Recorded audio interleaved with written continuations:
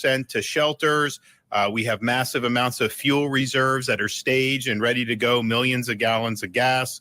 When the ports reopen, Florida Highway Patrol will be standing by to escort fuel trucks to service stations so that people will have access to fuel as they return to their homes. The Florida Department of Transportation is staged and ready to go as soon as the storm passes. They have 156 bridge inspectors, which will go to clear the bridges, 402 cut and toss personnel, and over 1,000 generators and 350 pieces of heavy equipment and trucks. We have massive amounts of search and rescue equipment and personnel standing by. And we hope that there's not a big need for that, but we're prepared for that. And that's not just our state and local. It's also our National Guard, our State Guard. We have about 9,000 National Guard personnel between Florida and other states. We also have Florida Highway Patrol, Fish and Wildlife, Department of Law Enforcement, and of course our Florida State Guard. There was a lot of questions about pre-staging linemen, which is our practice here in Florida, given that you have a lot of linemen working for Hurricane Helene in places like Georgia and North Carolina. I'm happy to report that we have over 50,000 linemen that are in the state of Florida. And as soon as it's safe to do so, they will commence with power restoration. We're already seeing power outages. You're going to continue to see a lot more power outages over the course of tonight and into tomorrow morning. Now, at this point, it's too dangerous to evacuate safely. So you have to shelter in place and just hunker down. Category 3 storm for most places in Florida, particularly newer construction, likely the building is going to be able to withstand it. But if you start to get in a situation where trees are snapping, power's popping, you do have to treat it like a tornado. And then if you are in a tornado warning, that's a duck and cover in a place that's safe in your structure. Those can be very, very dangerous, even if you are inside in cover. Stay inside and stay off the roads. Floodwaters and rushing storm surge are very dangerous. And I would say that's even more so in spite of everything the state did to help these local communities hit by Helene remove a lot of debris. And they did move a lot of debris over the last 72 hours. You're going to have new debris created, and you still have some of that old debris in some of those places. So there's going to be hazards in the storm surge and in the flood waters. Stay put until the storm is passed. If you are in Sarasota, Manatee, some of those areas where the eye of the storm is going, it may be where things calm down for a minute. Just understand that means you're in the eye. It's going to go back and get really nasty very soon. So don't go outdoors until it is confirmed safe. You can listen to your local emergency management officials about that one. Power outages are going to happen, as I mentioned. So please, if you're using a generator, make sure that you're using it safely. Do not run the generator inside your home. That can be fatal. Make sure it's outside the home at a safe distance from windows and doorways. If you see dangerous conditions, please report those to your local authorities so that they can help protect people and mitigate it. So the storm is here. It's time for everybody to hunker down. I know we've got massive amounts of resources that have been prepared for this storm. People are tired because of having to deal with Hurricane Helene, and yet all I've seen is people just dig deep inside and say, we're not going to be denied, we're going to get the job done. So I really appreciate everybody that's worked so hard on the heels of Helene to prepare for this storm and to be ready to go. And you will see that in action very shortly as this storm passes. Okay, Kevin Guthrie. Thank you, Governor, for leading us. Audio would be helpful. Back here with Justin Mosley. JB here with you live, folks, on Tracking the Tropics on WFLA.com. A little bit of food in the belly, a little bit of water as well will go a long way. So we are back here with you live. Let's get back to our coverage. The real-time wobble tracker, folks, valuable tool, has been extremely valuable all day. You see that slithering snake, as I called it earlier, Justin, making its way to the coast, and it will appear that a landfall event is going to come in the area between, well, look, for map purposes, it's the area between Bradenton and Sarasota. But if we kind of hone in there on what is actually between Bradenton and Sarasota, if they declare a landfall on a barrier island, it would be perhaps, I I mean, look, the center of the eye, Justin. I mean, Yeah. we're talking about. I mean, all right, call me crazy, but could that even be Siesta Key? I'm looking at a different radar map right now, and Let's bring up Max if it Fender 8 with it. does, Yep. okay, yeah, that shows that a little I bit mean, better. it just kind of cut east. Yeah, if you're trying to add a landfall point, if it does jog a little further to the north, then somewhere Siesta Key, Sarasota, Vamo is You're an saying area. you're saying if it jogs north, we're Yeah, talking about Siesta Key. That's wild, given where we yes. are with this. So maybe Nokomis. The center point, I think it would go north of Nokomis, so Vamo, Yeah, Osprey, Osprey. Yep. area. Um, Gulf Gate Estates is another area there that could be declared, but we're getting closer with each passing hour because they're on the eastern side of that eye wall, and it's fairly ragged at this point in time. So Sarasota is not dealing with a tremendous amount of heavy amounts of rain, but the winds are very strong. We had a gust, I believe, of 90 miles per hour. I was just looking at some of the winds all across our area. 77 mile an hour wind gust at last report there at SRQ. That's where the reading is taken for Sarasota Bradenton International Airport, which is that area there. And it's been gusting like that for quite a while, 77, 67, 64, 60. So they've been dealing with a lot of wind across the southern portions of the area. And this is going to continue to build further to the north. St. Pete dealing with strong wind gust as well.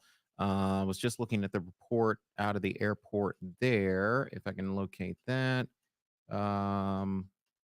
it was at 66 miles an hour. So again, that wind is unrestricted off of the bay, so that can exacerbate things as well.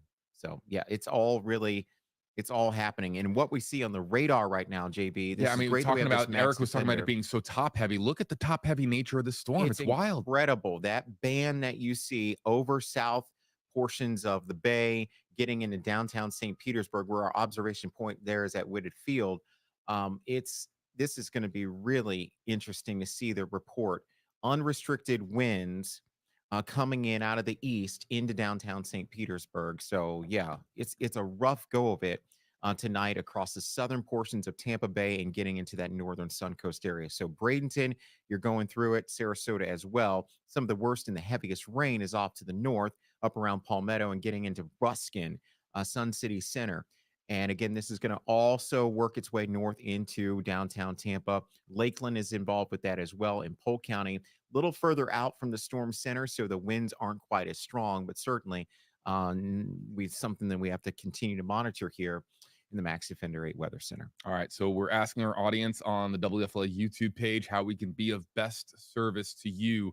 We are, of course, in landfall coverage, preparing for a landfall event now and getting ready across all platforms. But really, landfall at this point is just a formality. It's just a declaration, to tell you the truth.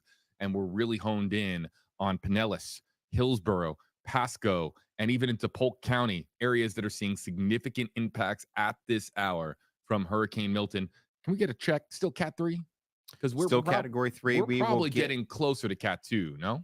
It is weakening, judging by what I can see on the radar. But then there's again, this is kind of deceiving because the trough is picking up. So we're dealing with the radar that there's an inner eye wall. It's difficult to explain, but the storm may be tilted a little bit because of the stronger winds aloft. So there's a mid-level circulation versus a low-level circulation.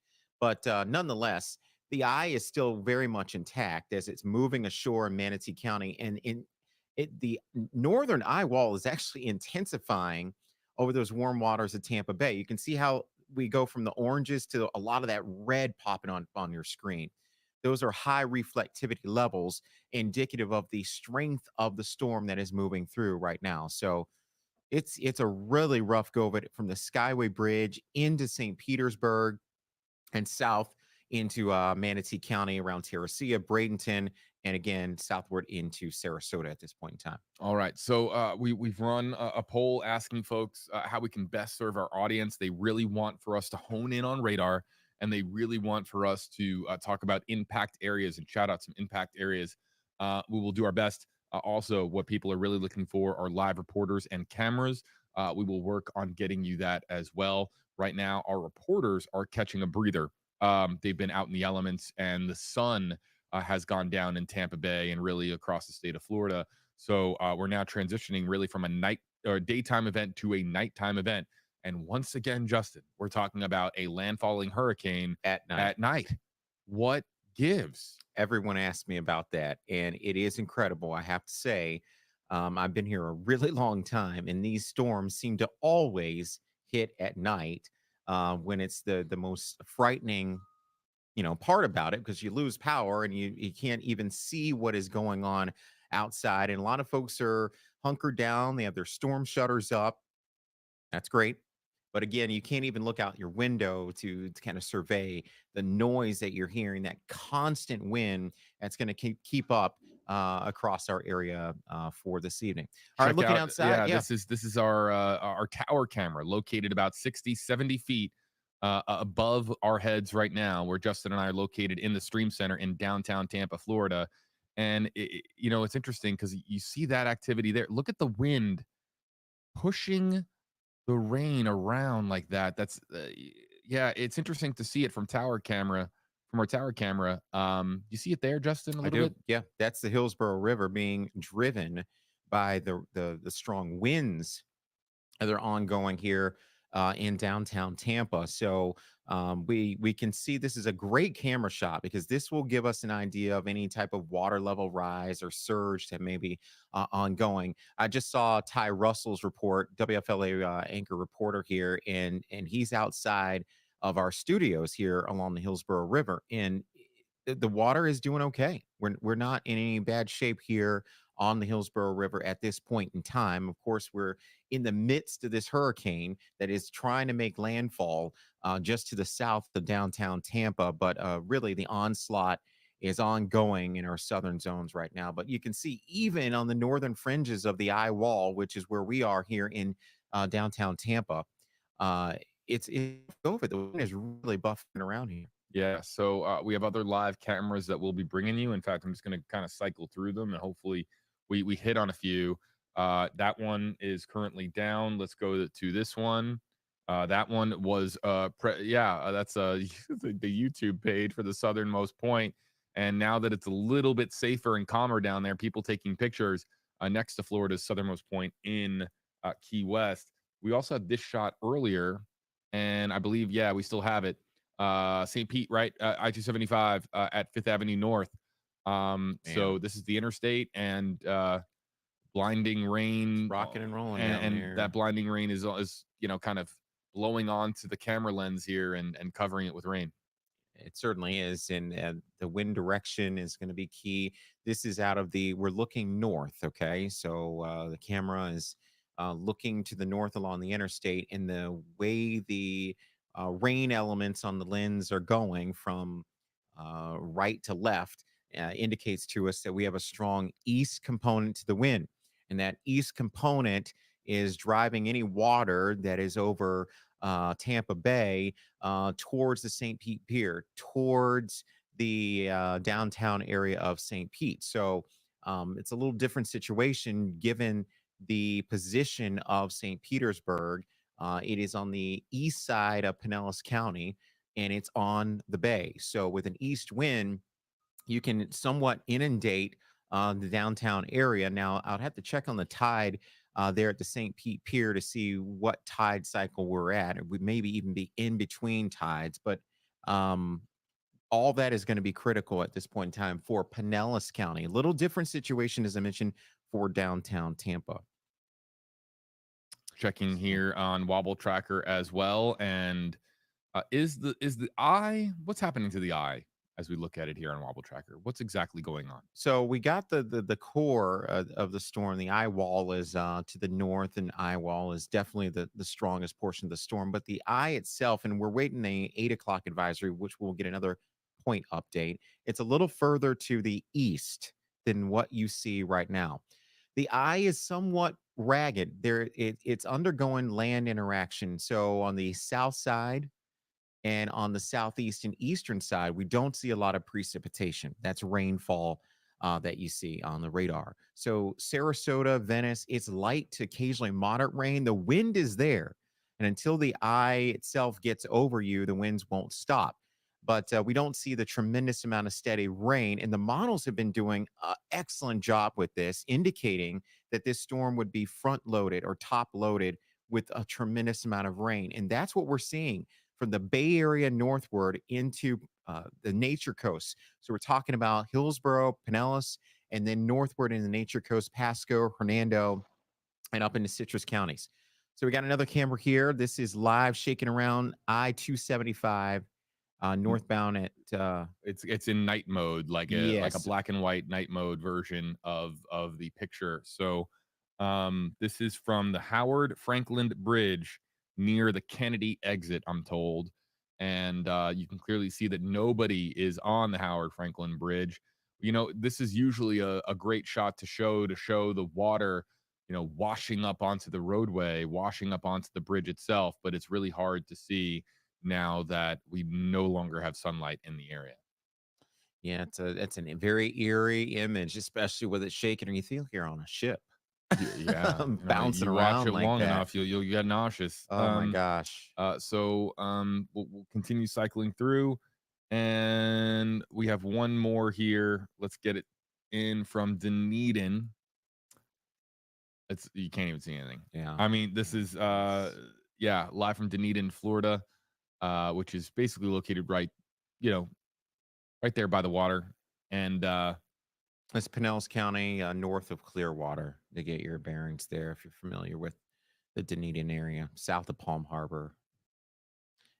And let's get now to WFLA.com/report at videos and pictures that have been coming in from you, our audience. Please do so safely and responsibly. Do not compromise your safety for a piece of video or a photo. Let's next go to Andrew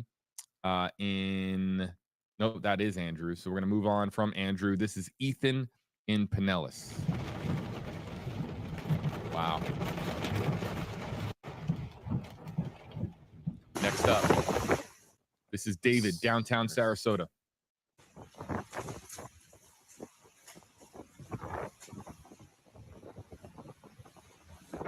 The comment here is falling debris. Next up, thank you, David. Next up, this is Jimmy in Palm City. Wow, look at this. We talk about mobile homes. We talk about, how structurally they're just not as safe as a home that has been built more in recent years, obviously. And so, but also too, falling trees onto an RV can be obviously quite hazardous. So you hate to see this. This is but you know what? Look, for what it's worth, Jimmy says that this is the aftermath of a tornado. We can't independently confirm that, but that is the comment saying that a tornado came through Palm City, Florida. Next up, this is from Northport. Josh sending this in shortly after the sun went down. You can see there some flooding in the distance, some wind as well. Next up, Keith in Clearwater Beach.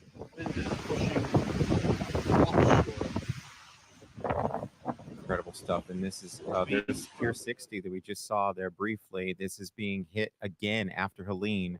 It's just incredible, JB. Yeah, nighttime video coming in. Austin from downtown Tampa says the winds are really picking up, and you can see it there. At last report, the winds were the hurricane force winds extended out 35 miles from the center, and we're getting closer to that in Tampa as the storm is slowly moving northeast. Carlisle, the Manatee River. This is Bradenton. Look at that angry river. This is pretty close to Manatee Memorial Hospital here. If you're familiar with that Bradenton Riverwalk area, a really rough go of it. Yeah, watch the water here again. Just lapping over that Riverwalk. Beautiful real estate on a sunny day. Carlisle, thank you for that video. Really appreciate it. Okay, this is Ryan, St. Pete, off of 66th, transformer blowing.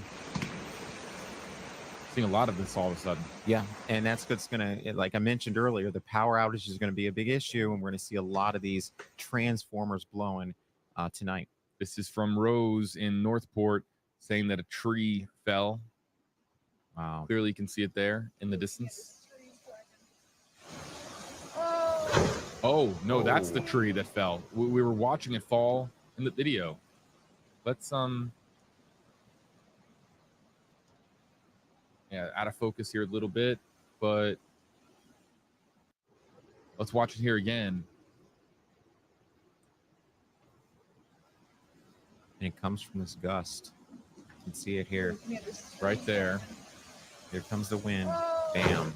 Down it goes. And that's what we always talk about, is those quick bursts of wind that can take down the trees in short order. Thank you, Rose, for sending that in. Misty says a power line exploding. Dunedin, Florida. Holy shit. Oh, okay. That's We forgive that, yeah, Langers. no, Please that one forgive made it that. through Yep. from Misty in Dunedin. Please keep. Look, I mean, that's just It's understandable, but again, we apologize for that. It's lightning. It's on fire. It's going. Oh no. Yeah, that Misty, thank you for sending in that video onto WFLA.com/report it. Next up in the queue, we've got Douglas, Old Tampa Bay, footage in Tampa on a tugboat.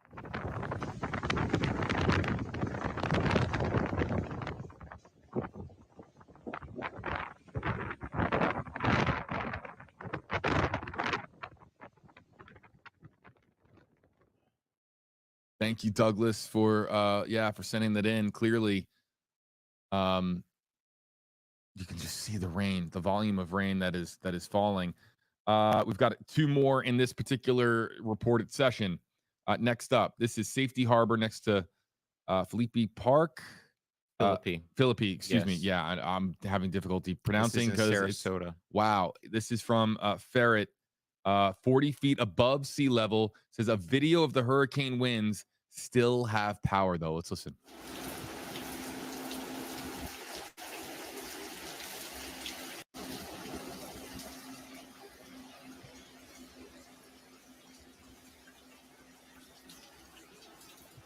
Barrett, thank you for sending that in. One more here. Sarasota 50 Paramount Power, flickering and heavy winds from Timothy.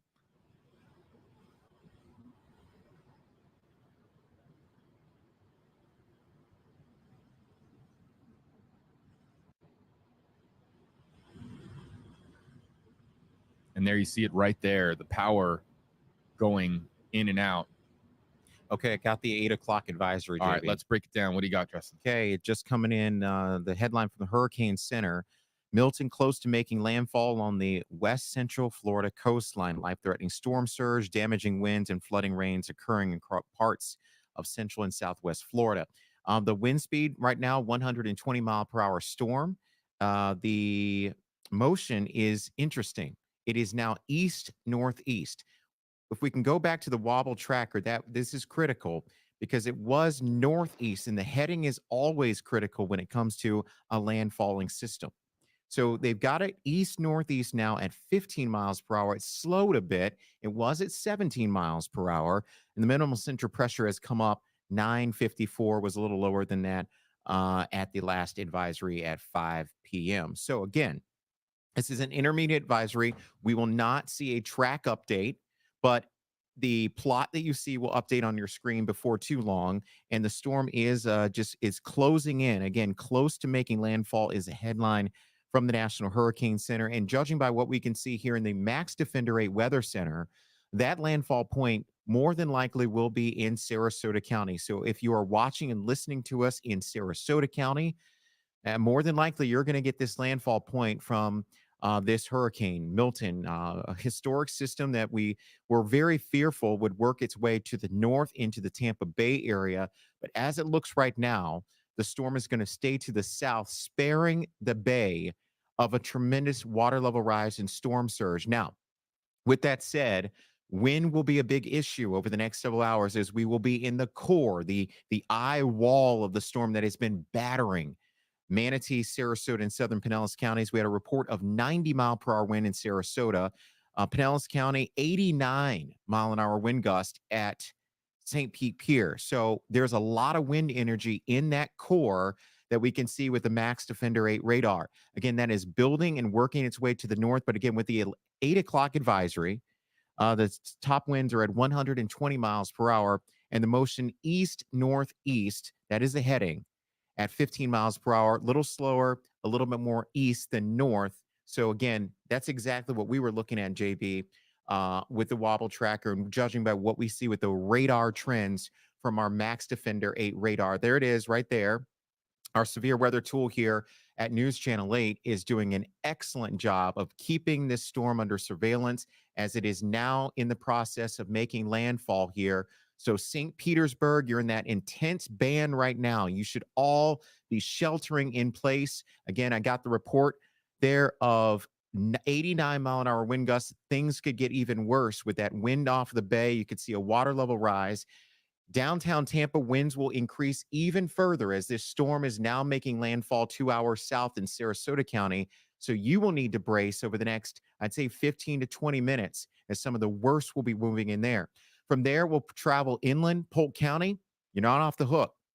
Lakeland, Winter Haven, also around Lake Wales, Bartow. Calling these names out to give you early warning as to what is heading in your direction. We remain under the high wind advisory for Manatee, Sarasota, and into Hillsborough and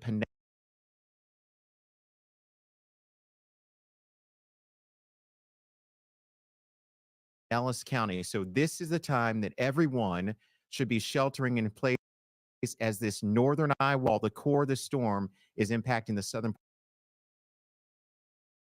portions of the Bay Area right now.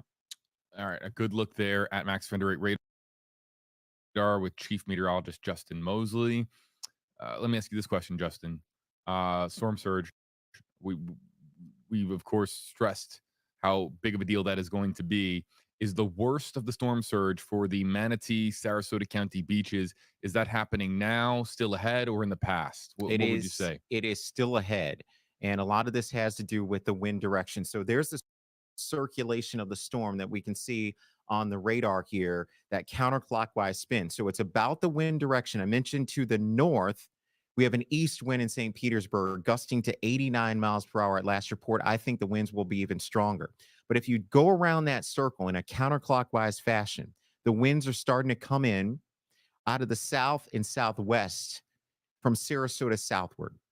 So what that is doing is starting the process of driving that water up against the coastline. So the surge is happening from here at this point and over the next couple of hours, I believe, for Sarasota, Manatee County, southward into Charlotte, where we had a report when Jeff was on a minute ago. We were trying to figure out, we had someone ask about Charlotte Harbor, 8 to 12 feet down there. It could be even higher a little further to the north. I know during Helene, we had a record surge in Sarasota of 7 feet. Very confident that we will overachieve that once again with this particular storm making landfall as we speak. We'll wait on the Hurricane Center to bring that landfall point. Again, landfall occurs. We have the center point of the storm. The center of lowest pressure crosses land. Wherever that occurs, we will get that report from the National Hurricane Center. And I think that probably will be imminent within the next half hour to 45 minutes or so. Yeah, I mean, you're looking at the eye right there in that last frame, and it just very clearly, I think it's fair to say that the eastern edge of the eye wall is over the Sarasota beaches, right? Absolutely. I mean the innermost section of the eye wall, where basically, I mean, you could make the argument, Justin, that in the next several minutes, things could get clear for the beaches because they'll be in the eye wall, or at least a portion of the beaches will be in the eye wall. They will be in the eye. I'm sorry. Yes. Okay, so thank you for correcting me. In the eye itself. With that, looking at the satellite data, we won't see a traditional clear eye. Many times folks think they can go out and look up and see the stars if it's at night, or birds will be flying and during the day. This is not, it's going to be obscured, but the winds will calm down significantly and you'll be in the calm of the storm. But don't be fooled. It's a temporary process, because we have the backside of this hurricane to get through. We've had several people come into the digital center and ask, so when is this all going to kind of let up? When is it going to kind of end for us here in Tampa? I think we've got hours to go. In fact, some of the worst is still to come for the Tampa Bay area, because they were just entering that high wall right now, the strongest portion of the storm, and is battering portions of Pinellas and Hillsborough. That just went through Sarasota and Bradenton. Now their winds are beginning to calm down a bit because that eye is beginning to kind of work their way onshore. And again, before too long, we'll get that update from the National Hurricane Center with official landfall. But again, there's a whole backside of the hurricane. We've got a ways to go. We should continue to shelter in place, JB. Yeah, these areas are getting impacted now. For a lot of these areas, they are in the worst of what they might experience right now. So let's get back to some of the questions that have been coming in, like from Danielle Young. When are we supposed to be seeing the worst of the storm in Kissimmee? Okay, so Kissimmee, that is Central Florida, Osceola County. This storm will be working its way towards you, and I think I would say maybe midnight, 1 o'clock in the morning, some of the worst conditions passing across Central Florida. Kissimmee position just south of Orlando, where they remain under hurricane warnings. And with that core that I mentioned, passing very close to them, they may get into the eye wall. Again, that's the strongest portion of the storm. It will begin to weaken the entire structure after landfall itself. And we can see, judging by the radar trends, it's a little more ragged because of that land interaction that we've been talking about here all evening long. But so as the storm continues to progress to the east, again, things will begin to improve. Hold that thought. Brittany Muller's center. shot's deteriorating. I want to get it in as quickly as we can. Quickly deteriorating outside. The wind gusts have been reported to reach 60 miles per hour. A transformer just blew in this area. We just got out. We don't have any power in this area. So let's get over to this video from Bradenton Police Department. This is of the Green Bridge over the Manatee River, where you could see trees whipping in the wind. Here's what we know at this hour. Emergency services in Manatee County have been suspended. Manatee County utility crews are continuing to monitor the outflow at the Lake Manatee Dam. Crews are working to maintain the lake level at 36 feet. Conditions are expected to worsen before they improve. We continue to get those notifications on our phones, shelter in place, get off the roadways. And that's what the main message is from county leaders at this time. We don't really see anyone outside, which is a good sign. But of course, we'll be here monitoring the conditions throughout the night. Stacy, Jen, back to you. All right. Thank you very much, Brittany. Hillsborough County leaders warn this is the time to stay indoors. Nowhere else to go right now. Stay hunkered down. Our Ty Russell has been outside. He's out by the Hillsborough River, very close to us here at the news center. And Ty, can you visibly see the river going down? Yeah, it's so dark right now. So we've been having a little issues trying to visibly see the river. Of course, we're staying yards away from it just because things are starting to worsen these conditions here. But if we can try to zoom in, Pat, I don't know if we could turn on the gain again just to get a closer picture here of the river. How is it, Pat? Can you see it okay in the camera? Barely see it. Oh, okay. So we're trying to give you a better picture here of the river, but it's still going the direction that we want it to go, which is away from the Bay Area. We want it to go out into the Gulf because last time during Helene, we were seeing the opposite. And then we were experiencing flooding. Like, it was unsafe for us to even stand right out here where we are. And this is in the downtown Tampa area. The WFLA studios were under a little patio area, but you can see downtown Tampa. You can see the rain is still falling. Rain has continued to fall in this area for the last several hours or so right now. At times it gets harder. Over the last 10 minutes or so, we felt the winds pick up here in this area. Of course, you can hardly tell just by where we are standing because some of these trees are blocked by buildings, but the wind has been picking up. The rain has been getting a little harder. Thankfully, the water, we haven't been seeing it crash into the seawall here. And I know that there are many homes and businesses along like Bayshore. I'm pretty sure many of you remember Bayshore and how flooded that was. That is why we are closely monitoring the Hillsborough River, because we don't want to see that water going into these neighborhoods and these businesses all over again, you know, affecting so many lives.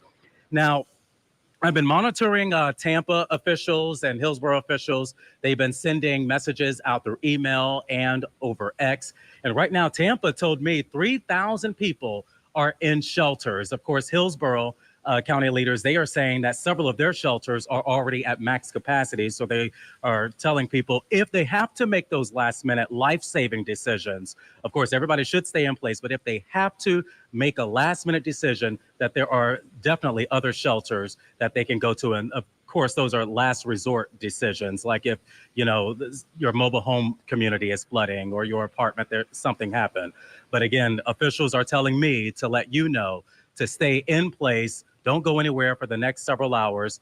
Of course, we will be dealing with power outages. As you can see over my shoulder, downtown Tampa has not been affected just yet when it comes to power outages, but we are quickly or closely standing by here to see if we see any flashes of light or anything like that. But the winds are picking up a little bit here. Of course, they will get worse and worse as the time moves on, and we will continue to monitor for any updates. But for now, we are live here in downtown Tampa. I'm Ty Russell, 8 on your side.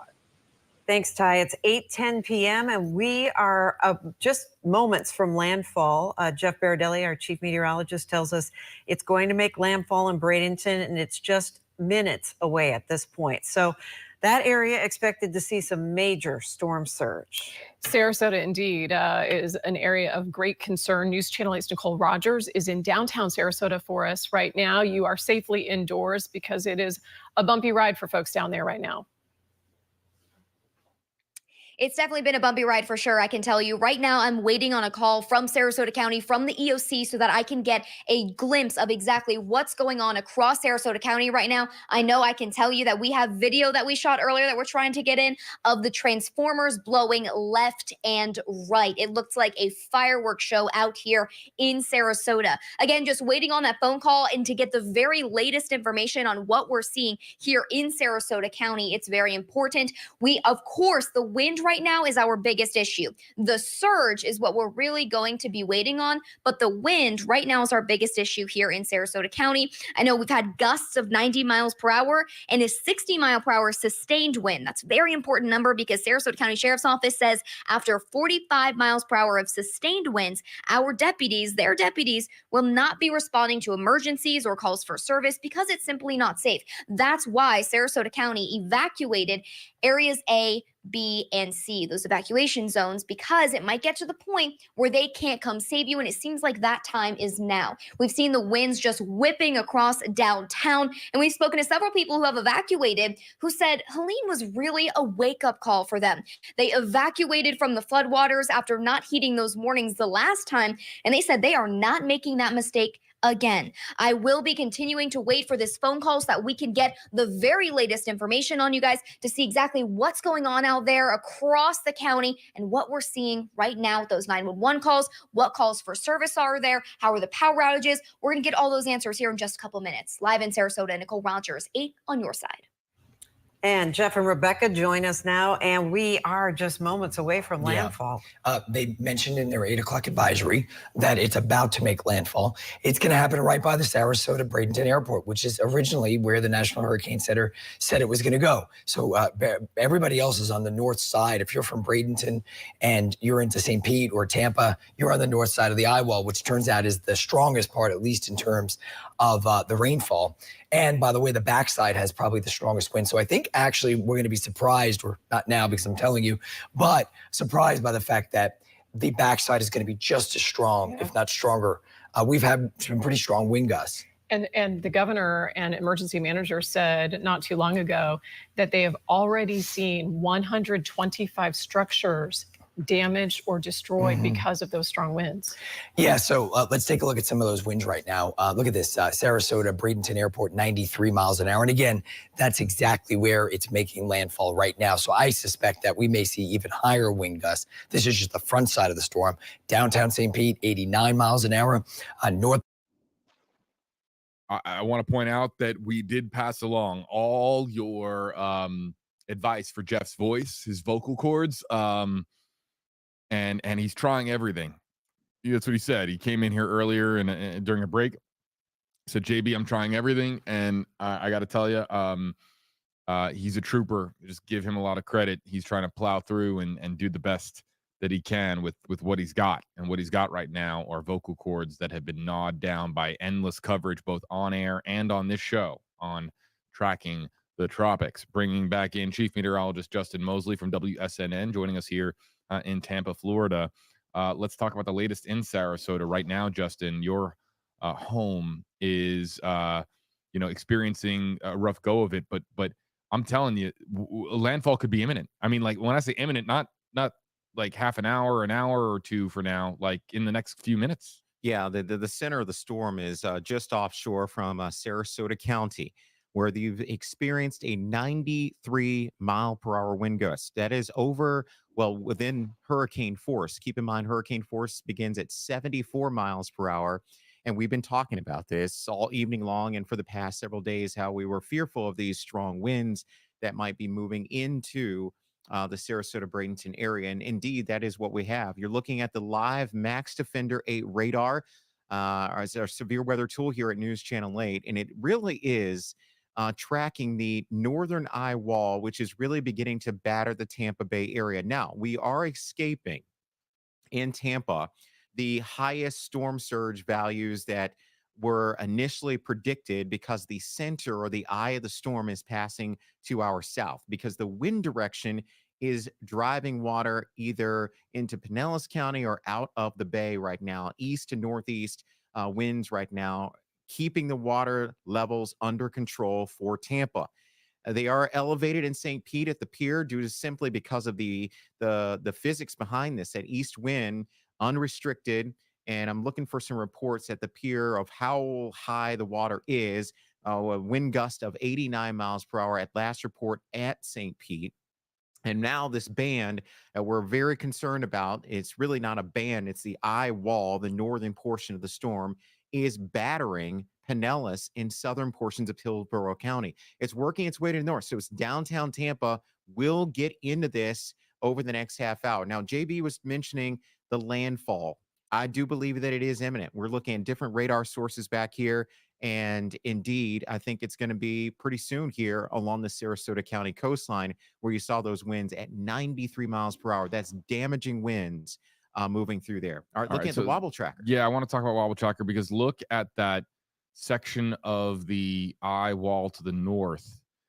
That's right over Tampa Bay right now. So Yes. we have really heavy rainfall coming down onto Tampa Bay itself. What exactly does that do, Justin? Well, the rain helps to transport the strongest winds from above, aloft, which is unrestricted from the friction of the earth. That's why the winds aloft are so much stronger than what you see at the surface. That's so many times we tell folks to get to the lowest level of the structure you're in. If you're in a high rise, if you can get to a lower level, it certainly does help because the wind, as you go up in height, increases exponentially. And we know that. That's just the pure science. So when the winds are strong aloft, the rain that you see, that red shield on the Max Defender, helps to drag those strong winds down to the surface in burst or gust. And that's when you get trees to topple over. That's when you get awnings to fly off. That's when you can get some structural damage when wind gusts are over 80, 90 miles per hour with the reports that we are seeing here happening across the Tampa Bay area for tonight. Here we are at 8:18 in the evening, and we're in the midst of a Category 3 storm, which our icon on the Wobble Tracker, if you notice, JB, has been updated. We were waiting on that. The center of the storm is a lot closer, and look how close at last report at 8 o'clock with the update, how close the actual center is to making landfall in Sarasota County. So it's been many years since the 40s that they saw a hurricane making landfall this magnitude in Sarasota County. Tampa Bay, the big storm, as we know, 1921, the Tarpon Springs storm north of Tampa Bay, which drove the water up into the bay of 11 feet of storm surge. Real quick, we got Eileen Natchik, Pasco County. Let's listen in. On a situation because of our live shots, but what's the power situation where you're at? Yeah, where I'm at right now, specifically in Wesley Chapel, around the Hyatt Hotel, power is on. We are good. But yeah, power lines are actually down in the area. Cannot tell you specifically where they are, but they are causing significant blockages. And due to Hurricane Milton, those winds picking up now at 50 to 60 miles per hour. I'm going to step to the side here so my photographer Jamie can actually zoom in on some trees here just to give you a visualization of how windy things are. But Pasco County Fire Rescue, guys, has suspended all emergency response in Pasco County because the roads are no longer safe to drive on.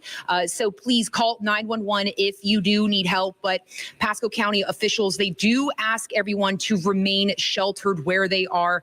And they actually just posted on their Facebook page, which is also a resource for you guys to check if you're in the area too, that they have received reports of downed trees blocking roadways. So the time to shelter is now. Do not go outside or attempt to go outside. It is extremely dangerous. Again, those power lines are down in the area. You see behind me, my hood is flying up.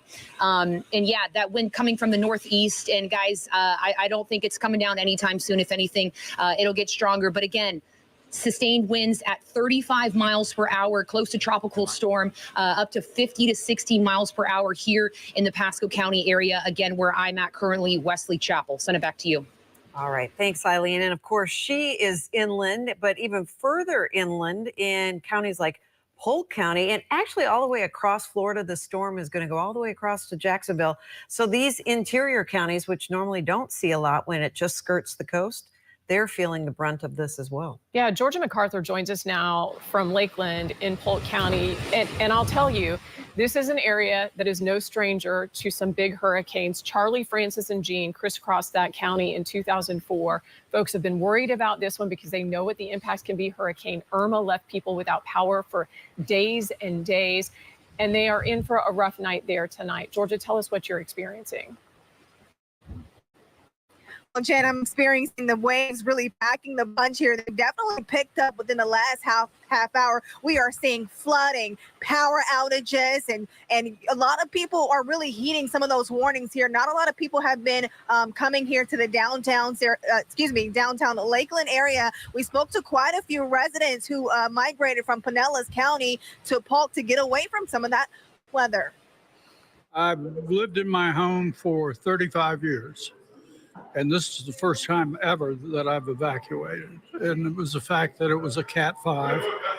And I just recall vividly the damage that was done to Fort Myers. And all of the models had it hitting directly at St. Pete. Now, that's changed, of course, but my wife has special needs, so I wanted her to be in a safe location. And Jen and Stacy, the winds continue to pick up right here. This is why officials tell people to stay inside. Do not come out here in these conditions because the winds are nothing to play with. As you can see, they keep getting stronger and stronger by the minute, as well as some of that rain keeps coming down very heavily. Jen and Stacy. All right. Thanks, Georgia. And we know that the storm has made landfall at SRQ Airport. That's the Sarasota Bradenton Airport. That is just within the last few minutes. At least it was moments away when we talked to Jeff a minute ago. So that area is really, might be in the eye of the storm right now, but it's going to see a lot on the back end. Yeah, the backside of this storm, according to our meteorologist, is going to be a rough side. The conditions have been deteriorating in Manatee County all evening, and we want to get right over to News Channel 8's Brittany Muller. She's in Lakewood Ranch. And Brittany, you have someone standing by that you're going to talk to tonight because folks are really, they're worried there tonight. Jen, they are worried, and it's very emotional here in Manatee County. Stacy, you just said it. We are 6 miles away from the Sarasota Bradenton Airport, and it just made landfall. Hurricane Milton made landfall in this area. Sarah's joining me right now. She's riding out Hurricane Milton with us here at the hotel. How are you doing? We lost power, so how are you holding up right now? I'm actually doing pretty well. I have my niece and her daughter with us, or with me, and we actually traveled earlier in the week thinking that the weather would not quite be like this. But I used to live in Florida, so this is not necessarily old or new to me, but this is the most severe one that I've been through, and I've not ever had to do it in a hotel. So a little bit different experience, but we're holding up okay. You know, we've got the preparations, we've got plenty of food, we've got all the things. And the big thing is, you know, we're doing what we're told. Stay put, you know, shelter in place, don't go out, don't drive. So we've done all those things even up to the point where the hurricane was starting to really move a lot closer in. Sarah, you were telling me you came down, you traveled from Colorado for a family reunion. Yeah, family reunion of sorts. My nieces had not been here in quite a few years. I come back quite often, but they had not seen all their relatives. So I had scheduled this trip like 6 months ago, and we decided, why not? So it's now or never. And it turned out to be a different experience, but we did get to see all the relatives before all this started to happen. What area? What community here? Sarasota and Bradenton. So, and then I have friends that are in Sarasota and Bradenton area as well. I grew up here as a child, and then I moved away to Colorado, and then I've come back. I kind of go back and forth. I'm a good tourist. I'm a good local. Right. So a little bit of both. This community could brace some of the worst impacts that we're seeing from Hurricane Milton. When that sun comes up tomorrow morning, we're going to see it for the first time. Yes. Are you fully expecting to see a different community? Completely. And since a lot of my ties are to Siesta Key, and when I lived here, they were Siesta Key, I was heartbroken 2 weeks ago with Helene, and this is going to be even more heartbreaking because this is still home to me, and this is still my community. This is where I want to go out and help people if I can. But again, you're limited with what you can do. But yes, I will 100% support, whatever needs to be done. And obviously we've got to keep staying out of the way or figuring out what to do. But so many people that are staying here, I don't own a home here anymore, but so many people that are staying here, the devastation, the devastation that they're going through with what do I take? What do I, leave behind? It's just not anything you can really put in words. It's something that if you've never been through it, you obviously will experience it when you go through it, but it's really heartbreaking to see people going through this. It's amazing to see here at this hotel. People are coming together. We lost power probably about an hour ago, and the hotel's giving us glow sticks. Obviously, we have battery powered lights. That's why it's so light in this room, but your room next door is not like this. Completely dark. Completely dark. And so it's quiet, it's dark. You could hear that wind howling, and it's frightening. It can be. And I think because I lived here, I'm not quite as, it's Mother Nature as well, so I'm not quite as frightened as maybe, my nieces might be because they've not ever experienced this kind of thing. But it is frightening no matter what, because nature does what nature does. And that's the thing that you just can't predict. One of the things when we're talking, we're down in the lobby, when we're in these areas, everyone's talking about Helene and the devastation and the debris piled up. And it gives you the chills knowing that they don't know what they're going to see when they return home. Yeah. When you have your family members in Sarasota and Bradenton, did they evacuate? Are they concerned? I have some friends that evacuated. Some of them are in Jacksonville and Tallahassee. And then I also have family members that have stayed and boarded up and put out the sandbags this time, really paying attention to what this storm was potentially going to bring versus even what Helene did. And so they really did prepare. And again, they listened to the precautions. They followed kind of, the rules or of course, what you should and shouldn't do. And in my particular instance, my family and friends are safe. So I'm very grateful for that. We're so happy to hear. That's the top priority right now, people's safety. Everybody's safety. And the thing I think I worry about the most, especially even in a hotel setting, is we have a lot of elderly people here. And, if we lose the elevators, then we've all got to pitch in and help those people come up and down the stairs and things that, what we can do on a smaller scale to kind of still get to the next day. So it's really emotional, and that's what it is. Sarah said it best. Thank you so much, Sarah, for joining us. I think it's a community right now. Wherever you are, wherever you're sheltering in place, that's the message. People are helping people. People are just coming together in such a dire time, and we know that it's going to worsen before it improves. So we're riding out the storm, and we're being safe, and we're hoping that you're being safe as well. For now, reporting live in Manatee County, Brittany Muller, 8 on your side. All right, Brittany. All right, back here with you in the Stream Center, folks. Check out this new video from Brian Enton. This is pretty wild. And this shows. This is Tampa Bay. Look at this. All the water has run out of the bay. We just walked over here. Luis is shooting. We're along Bayshore Boulevard. Hopefully you can hear me. The water is gone, so it has been sucked out by Milton, which we suspected was going to happen. Our light's not bright enough to see how far out it goes, but I don't see any for as far as I can see. So this is Tampa Bay. So that is incredible. We talked to Brian about this. Yeah. About 5 hours ago, feels like. Was it 5 hours, 4 hours ago? I'm losing track of the hours, folks. Brian was on and talking about, hey, I see the water starting to get lower. That might have been tide at the time. That could have been, of course, the beginning of that phenomenon, which is the water getting sucked out of the bay by the counterclockwise rotating winds of Hurricane Milton. And that's but you saw it there in the video. Yeah, that's what we're looking at on the radar here. The storm has made landfall, is what we understand, at SRQ Airport in Sarasota, in Manatee counties, and we can see that things are definitely going downhill there. So again, you're looking at the radar. Has the NHC declared landfall? I'm looking for that report. Our team here has. Jeff mentioned, and I don't think so. Clearly, let's just tell it like it is, Justin. Clearly, the center of the storm is over land, but the NHC has not officially made a landfall declaration based on what I have seen. It's kind of more of a, I don't even know if ceremonious is the right word. It's just more of an official sort of declaration for the world to know that the hurricane is officially over land. The center of the hurricane is over land. I don't know if they've issued a special advisory to declare landfall. That might be coming. Maybe they save it for the 9 o'clock update.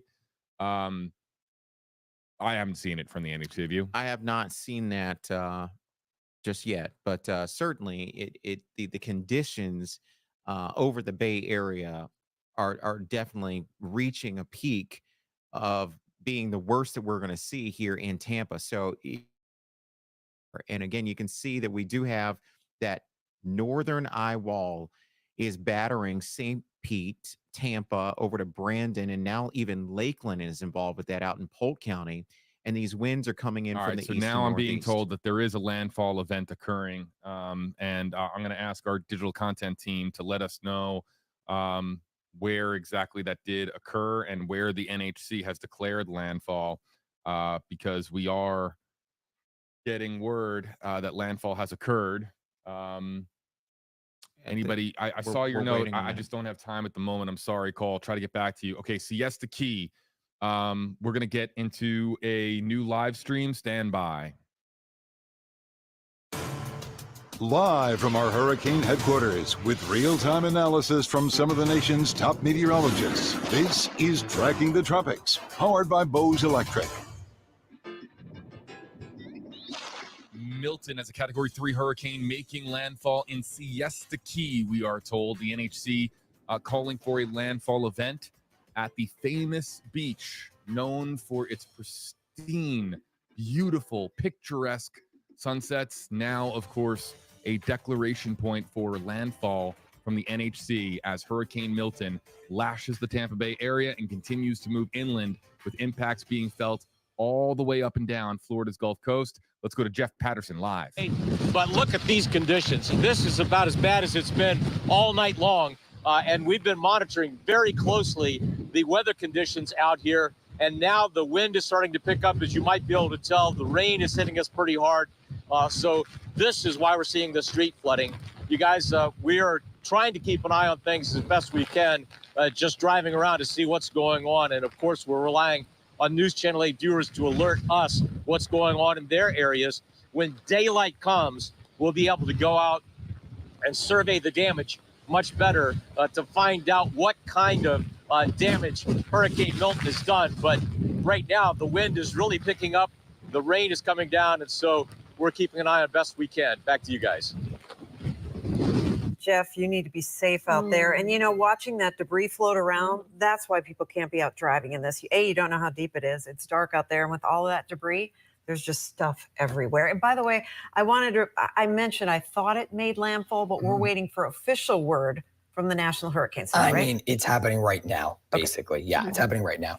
I want to show you something. I found a gauge in Sarasota. Okay. So let's go to the map and show you. So there's been 10 feet of storm surge in Sarasota. You can see it right there. This is near Walker Creek. So right near Sarasota, Florida. If you're familiar with the area, you could see that the tide level was supposed to be right around here, like 2 or 3 feet. Instead, it's closer to 12 feet. So this did happen. We did end up seeing this surge, and it ended up being basically south of Bradenton. So from Sarasota and areas south. Fort Myers had about 4 feet of surge. So 10 feet of surge, 4 feet of surge.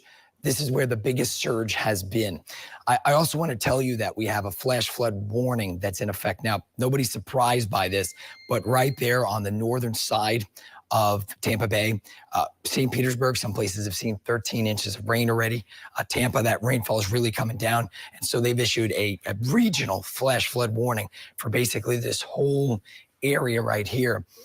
Again, obviously, you don't want to be outside right now. Strongest wind gusts are starting to move in now. You can see right across Tampa Bay, South St. Petersburg, and those will continue to traverse eastward as the center of circulation moves on shore. You can actually see the eye right there. See the eye moving on shore right about there. So it probably has made landfall. We're waiting for the National Hurricane Center to tell us for sure, but that's pretty clear right now. Other thing I want to show you is how much rainfall we picked up. And so far it's been about 1 foot in St. Pete. But remember, we're still seeing that heavy rainfall across a lot of our area right now. It's going to be a little while before it ends. Look at that. So you can tell that it's going to be raining for a while in Pinellas County, Hillsborough County, and that's headed into Lakeland as well. So it's this zone right here that's going to continue to pile up the heavy rain, and some places will end up at around, I think, 18 inches of rainfall. So again, stay off the road, stay inside. Things will start to get better, but it's going to take until after midnight for that to happen. Again, it looks as though that surge of 10 feet has verified in Sarasota County, and that's just that area of Sarasota County. It may be higher to the south of downtown Sarasota as well. It says at 8:30, Doppler radar indicated that the eye of Hurricane Milton made landfall near Siesta Key in Sarasota, Florida. All right. Maximum winds were estimated at 120 miles per hour. All right, well, that was a good forecast from the National Hurricane Center, saying that the storm was going to landfall with winds of around 100, 120, 125 as a Cat 3 hurricane and right near Sarasota Bradenton Airport, and that's where it ended up being. So at this point, if you want, I'll toss it back to you guys at the desk. We need to preserve your voice as best we can. So official landfall, 8:30 p.m. Thank you so much. And that was in Siesta Key, again, very near SRQ Airport. Yeah, it's hard to see the conditions continuing to deteriorate because you almost feel like we wait, and we see the first eye wall come across our area, and you sort of cross your fingers and hope this is the worst of it and everything after that will improve. This storm is different. The front edge of this storm, the front eye wall, is powerful and destructive. We've already seen, according to the governor, 125 homes, structures damaged and destroyed because of this storm. But now, as our team has been telling you, the western end, the western side of this eye wall is going to pack an even greater punch. In other words, we can't breathe a sigh of relief Not for yet. a lot of hours yet, even though it's made landfall. We're only halfway there at this point. We do have some video, and we appreciate all of our viewers sending it in. This is from Ellie Bowers in Citrus Park, as the rain and the winds are already bringing lots of flooding into our backyard. If you want to safely, if you're able to safely send us video and pictures, you can do it by going to WFLA.com/report it. We will put them on the air as they come in. And check out video courtesy of Sean Gangrella from a neighborhood in the Port Tampa area. The range is absolutely coming down, blowing. It's blowing every direction. It looks like in that video there. That's really something. We're getting a little bit of everything in this hurricane. We've seen all the high winds, in other words, just stay tuned because there's a lot more to come, sadly. Hillsborough County leaders have been warning from the very beginning that you needed to take precautions, evacuate certain areas, zones A and B, and mobile homes. But that time is over. You have to be sheltering in place. You have to just stay where you are right now because it's no longer safe to go anywhere. And News Channel 8's Ty Russell is live. He's on the Hillsborough River in downtown Tampa, where we've been seeing the water level decrease. We're, of course, seeing it increase to the south of us. And Stacy and Jen, I just walked closer to the river safely, though. I just walked closer to the river, and I saw the water rushing that way. That is out of the Tampa Bay area, and that is a good sign for the folks who live right along this river. I know it's nighttime, so it's hard to see, but I was able to see the water level is low and it is rushing out of the area. So good news for the folks who live in this area. Good news for us too, because we couldn't be safely standing even where we are. But I'll move out of the way because I do want to show you that this wind gust and the sustained winds and the rain has really picked up over the last 30 minutes or so. We definitely felt that change come in. We can tell that we are getting closer to that eye wall area because we had some strong gusts to come through. And it was even hard for us to stand. When I walked over to certain areas, I'm underneath a sheltered area, but when I walked out of the sheltered area to a different spot, let me tell you, it was pretty hard to stand with some of this wind coming through. But this is a look at downtown Tampa. You can see on some of the garages here, the power is still on. However, look at the rain. That is how hard the rain is coming down. And because the wind is picking up, we are talking about that sideways rain. So that's the kind of rain where it'll hit you in your face and it'll feel like sand kind of almost. So that is what we've been experiencing out here in downtown Tampa. And thankfully the power is still on. We haven't seen anybody outside, so they have definitely been listening to officials. Officials have been telling people to stay put, stay inside, stay indoors, and this is exactly why. Fortunately, I haven't seen any sort of signs or any sort of debris go through the area. I know that some of these neighborhoods have been dealing with some debris piles. However, thankfully, I haven't seen anything blow by here, but we are continuing to stay out here and monitor the situation. I've been speaking with officials from Tampa and Hillsborough County. So far, they are monitoring conditions as well. But here right now, there's a strong gust that's coming through. I don't know if you can tell with the camera, but you can definitely see that the rain is picking up, the wind speeds are picking up in downtown Tampa. And you better believe, like our awesome meteorologists have been saying throughout the night, this is only going to get worse throughout the next several hours as the storm crosses over the state of Florida. But again, I am sticking by and talking to officials. And if they have any sort of problem areas that I need to tell you about, I will definitely let you know within the next 30 to 45 minutes. But for now, I am live in downtown Tampa. Ty Russell, 8 on your side. All right. Thanks, Ty. There are a lot of power outages across the area already. More to come, no doubt. You can check in with your power company, report the outage. They're probably well aware of them, but they said it never hurts to reiterate that. There were about 130,000 power outages already in the Bay Area before this stronger western eye wall makes its way across our area. Eileen Natchik has been monitoring the situation for us in Wesley Chapel. Looks like you still have power there. I'm encouraged to see that. Yeah, thanks so much, guys. You can see wind picking up. My hood continues to fly right behind me. But yeah, strong winds from Hurricane Milton have caused several downed power lines, and they're reminding citizens to never touch them or drive through them. And even if they wanted to drive, don't do that because Pasco County Fire Rescue has suspended all emergency responses because it is too dangerous to drive on the road at this point. Winds starting to pick up. Used to be 25 miles per hour, now 35. That's where I'm going to bring in meteorologist Eric Stone to talk about the conditions right now. I think we were saying it's up to 60 miles per hour. Yeah, at least. So I was just outside recording a segment and I almost got blown over. I didn't have my feet kind of anchored. And so I'd say almost 70 mile per hour wind gusts. We're definitely seeing tropical storm force wind sustained. And boy, some of these rain bands are pretty intense. We've got several more inches of rain on the way. Yeah, you mentioned intensity. We're going to actually step to the side here, Eric, and have our photographer Jamie take a look and zoom in on what's going on behind us with this wind and rain. We used to be able to see a palm tree. I don't think we could see it anymore because of how much rain and wind is going on. What's the biggest concern right now in Pasco County for viewers and the people who want to stay safe? So definitely rainfall. I mean, we could see another 10 to 12 inches of rain before this is all said and done. Milton made landfall just before 8:30, right around the Siesta Key area in Sarasota County. But the northern end of the storm has got a lot of moisture, a lot of rain, and this heavy rain and wind is going to continue for the next 4+ hours. It even had me put this big jacket on. It doesn't even fit. And, you know, we're going to show the people as we step back in the shot. You mentioned you were out there, you were up there, and just the amount of rain that you were able to get. I was like Stay Puft Marshmallow here. I mean, It's hard for me to put a rain jacket on. Usually I just go out, but no, this is a pretty heavy rain outside right now. This is the real deal. You want to stay inside, stay safe. If you're looking for a shelter, hopefully you are hunkered down at this point. Again, I've mentioned it all evening. Sun Lake High School, River Ridge High School, and 5A High School, all shelters pet friendly. So stay inside, stay safe. We'll be here all night bringing you the latest coverage here in Pasco County. I'll send it back to you. Thank you, Eileen, and thank you, Eric. We appreciate both of you.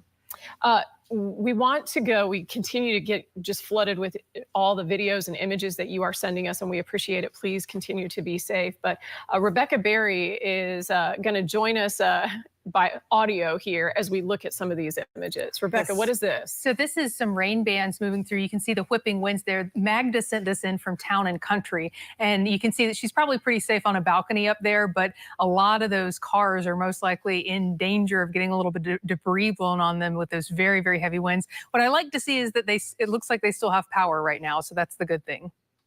All right, what's the next video you have? And so this one's really interesting. We're watching, these are transformers blowing, and this is in Winter Garden, Florida. So it's one of their security cameras, that they just clipped us a little bit, but those are transformers going from very high winds. So you can see them flashing off in the distance. And it's worth mentioning Winter Garden, that's further towards the East Coast as well. So this storm is having wide-ranging impacts, right? Absolutely. And so especially those tornadoes earlier over inland areas looking really rough for some of our inland and eastern areas. And so this is just an overview, and the wind really picks up about halfway through this video. And this is from Lakewood Ranch from Eric. And you can see as he whips around here, some of the trees blowing there and some of the winds really starting to pick up there. Palm trees usually survive hurricanes, but a lot of the other trees don't. And so unfortunately, we're just looking at a very, very windy night out there. It looks like everyone's done their due diligence and picked up their debris in that neighborhood. And then we've got one more for you here, and it unfortunately didn't show up. So I'll have to go back into our system and re-import it for you guys. No problem. We appreciate it. We're trying to turn those videos around as quickly as possible because so many of you are sending them in. And it's interesting to see the nighttime impacts, and it won't really be until the sun rises in the morning that a lot of areas will know just how bad it's gotten. So that's why it's important you continue to shelter in place. Don't get out. Don't go look. Don't go see what's going on. And definitely don't drive around, because with all these down power lines, it's a dangerous situation. And a lot of those images that we're getting in the videos are coming from places sort of north zone has been, which was landfall, Siesta Key at about 8:30 tonight, 120-mile-an-hour winds.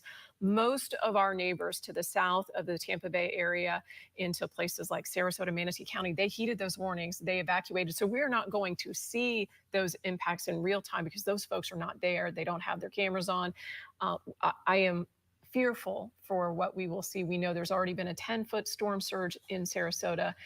The impacts there will be tremendous. One of the things that we've pointed out kind of along the way in our coverage is because of Helene a couple of weeks ago, that may have actually done us a favor in terms of saving lives. It was a cautionary tale. Yeah, so many people saw where that flood water could go in just a Helene that skirted our coast 100 miles out, that I think it had a lot of people evacuate, which is good because that's what saves lives in these situations. We talk a lot about the coastal communities, but there are folks in the interior of the state, Highlands, Hardy, Polk counties that are saying, what about us? I'm getting your messages. I see your posts on social media. We care about you too. And we have a reporter on the ground in Lakeland. News Channel 8's Georgia MacArthur is in Polk County tonight. She's been there just getting pelted by the rain. Hi, Georgia. Hey, Stacey, I'm actually having to hold on to my hat here because this rain keeps picking up. I know our Polk County viewers want to know how it looks outside, but as you can see, the wind is nearly taking me away. The conditions continue to pick up here in downtown Lakeland here. As you can see, the rain is coming down heavily, and you can hear that wind gust right down the road. We also are starting to see some of the trees lean towards the ground here. So we definitely want to remind people to stay indoors because these conditions within the last half hour have really started to pick up, and officials say we're still continuing to see some flooding in the area, power outages across the county. So we want to make sure people are staying indoors and avoiding the conditions like this. Stacey and Jen. All right, Georgia. Georgia just hanging on for dear life there. It's hard to keep your thoughts about you when you're getting pelted by the rain It and a is, wind like that. which I do want to give a little bit of perspective. I know exactly where that location is. We have a bureau in downtown Lakeland. She is braving the elements for the purposes of demonstrating what the conditions are like, because people very much care what the conditions are like. But she is in a very secure location with an experienced photojournalist. They can very easily duck for cover, but she is doing the Lord's work to show the viewers there in the central part of our state what's happening in their neighborhoods. And we're also getting a lot of questions that are coming into our streaming center. That's where JB Buno is live tonight. He is there with Justin Mosley. And you guys, what kinds of questions are you hearing? And are you getting a lot of reports of outages and things?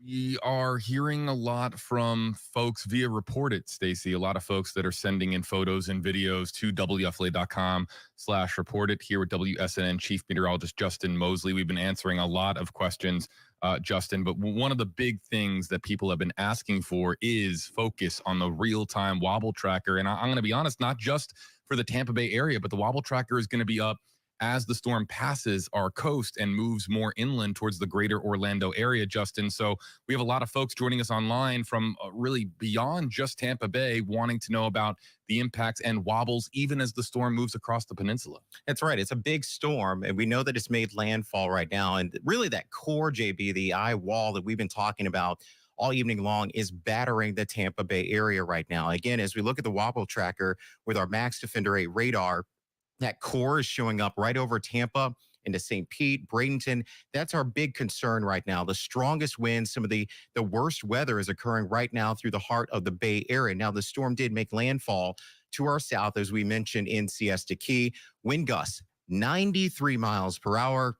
Now the winds are onshore, and the big concern will be storm surge now that we have that landfall point and all the way down the coastline. So Venice, all the way down towards Inglewood, dealing with this water level rise. So it's about the wind and the surge in our southern communities. And then the forward side of the storm, there is a lot of concern for flooding. We're expecting 10 to 12 inches on top of what you've already seen. So again, not a good situation here in portions of Tampa Bay and points to the north along the Nature Coast. So Pasco into Hernando and Citrus counties, the worst is still yet to come from a rainfall aspect. Tropical storm force winds are expected there. The hurricane force winds pretty tight to that center of circulation at this point in time, about 35 miles out. A lot of questions coming in right now on Facebook Live and YouTube Live, and including from Tessa and Clayton. Hashtags for us both, Justin. How bad should the storm surge in North St. Pete be? Okay, so in St. Pete, you have an east and northeasterly wind right now. For Tampa itself, it's a little different situation simply because of the position of St. Petersburg. With the wind blowing in out of the east and northeast, you can see a water level rise, a storm surge there. I know a lot of folks have been watching our images on WFLA showing how the bay is kind of emptying out.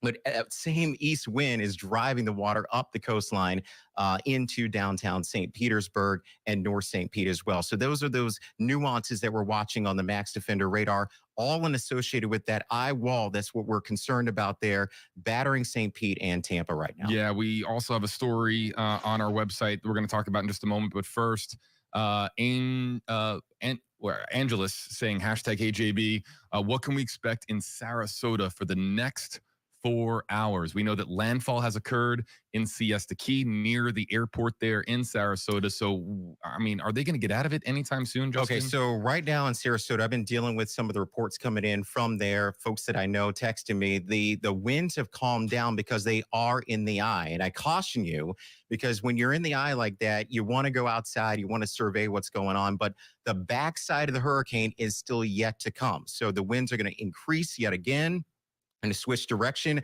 out of the southwest, holding that storm surge value. We've had a report of up to 10 feet along the Sarasota coastline, which is over what we saw with Helene. We had a 7-foot storm surge, which drove a lot of water into places like Siesta Key, Lido Beach, Longboat Key, and up into Manatee County on Anna Maria Island. And here we go again with even higher amounts of water moving on shore in Sarasota. Okay, so we do have a story on our website about this next comment. It comes in from one of our YouTube moderators helping us out in the YouTube comment section saying, hashtag HAB, did you see that St. Lucie County, that their sheriff's office there was hit by a tornado.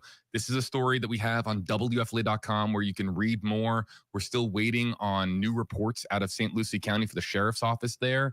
We don't know how many people were inside the sheriff's office when it was hit by a tornado, but we do know that tornadoes were considerable. I mean, we had widespread tornado warnings in southwest into southeast Florida over the course of the afternoon. Numerous tornado warnings, and it really speaks to the widespread nature of this storm. We've been watching those bands on Max Defender radar, the strength of our radar, able to see all the way to the East Coast. And again, inside of those bands in the northeast quadrant, was the concern that we were watching. Now, the tornado watch in the southern parts of our viewing area has been allowed to expire because we're in a different quadrant. Things are improving from a tornadic standpoint, but a lot of wind is still yet to come. And as we look at the radar right now, you can see those bands battering portions of the East Coast from the Treasure Coast northward into the Space Coast. So again, Orlando, Daytona Beach, all those areas under hurricane warnings as the storm will track across the state later tonight. All right. We've got Totally Real on YouTube Live saying, hashtags for us both. My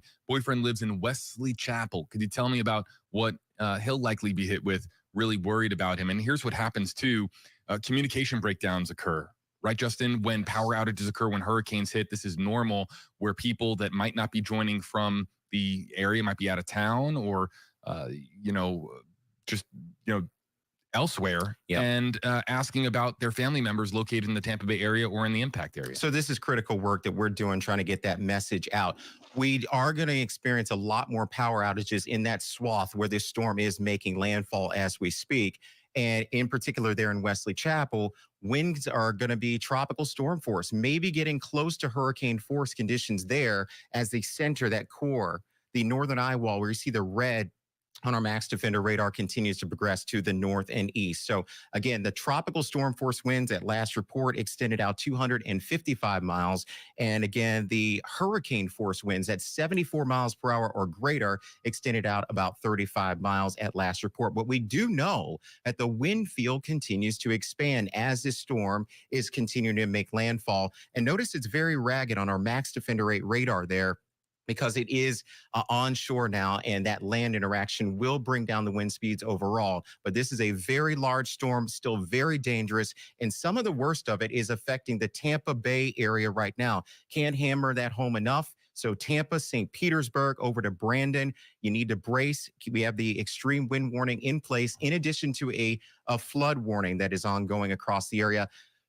Flooding a major concern. Again, high rainfall rates. And again, we've been dealing with this for hours on end. So we're going to watch those totals, 10, 12 inches possible on top of what we've already seen reports of 6-7 inches of rainfall along the Nature Coast, Pasco, Hernando, and into Citrus County. It's going to be a long night for sure. I got the Facebook Live, YouTube Live comment section right now here in the Stream Center asking questions left and right. We're going to get to as many as we can. Let's continue. And let's go to Maine on Facebook Live.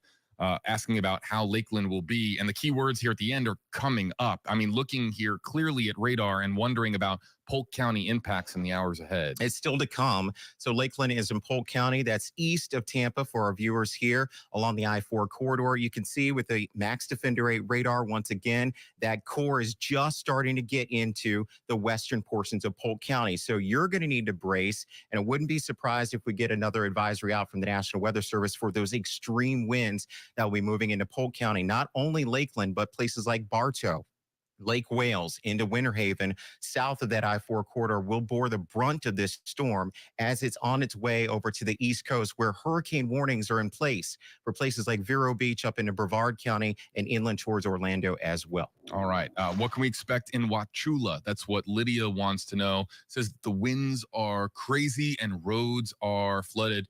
We know that a lot of these impacts are being felt right now in the viewing area because we're getting in a lot of stuff on WFLA.com/reported. That's right. Wauchula, Hardy County, which is just south of Polk, where we just mentioned there. We're still dealing with these bands that are working their way through. They're broken right now as we look at the live radar.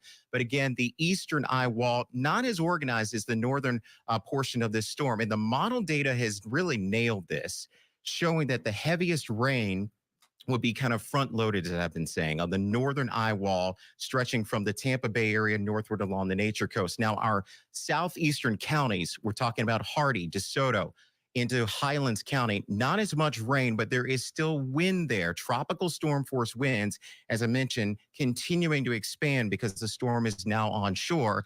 And the possibility of hurricane force wind gusts, very real in Hardee County there around Wauchula and Bowling Green. Yeah, you know, the NHC, I mean, as of the 5 o'clock advisory yesterday, I remember being on stream with meteorologist Eric Stone, and we knew that that was the advisory where things were really significant for what ended up being landfall day. The 5 o'clock advisory moving and shifting that track to the south of Tampa Bay. And here we have the landfall in Siesta Key. But we got folks that are joining us from around the state of Florida here on Tracking the Tropics on Facebook Live, YouTube Live. Dazzling wants to know what to expect for Central Florida. I mean, people in Orlando are watching our coverage. Kissimmee saying been watching all day, just trying to understand if it's good or bad, if it moves more towards the north instead of towards the east. We've been talking about that northeast, almost staircase, snake slithering type motion across the Gulf of Mexico. Could that continue into the peninsula itself? It certainly will. And we've been monitoring that closely with our Wobble tracker that you've heard a lot about. Every moment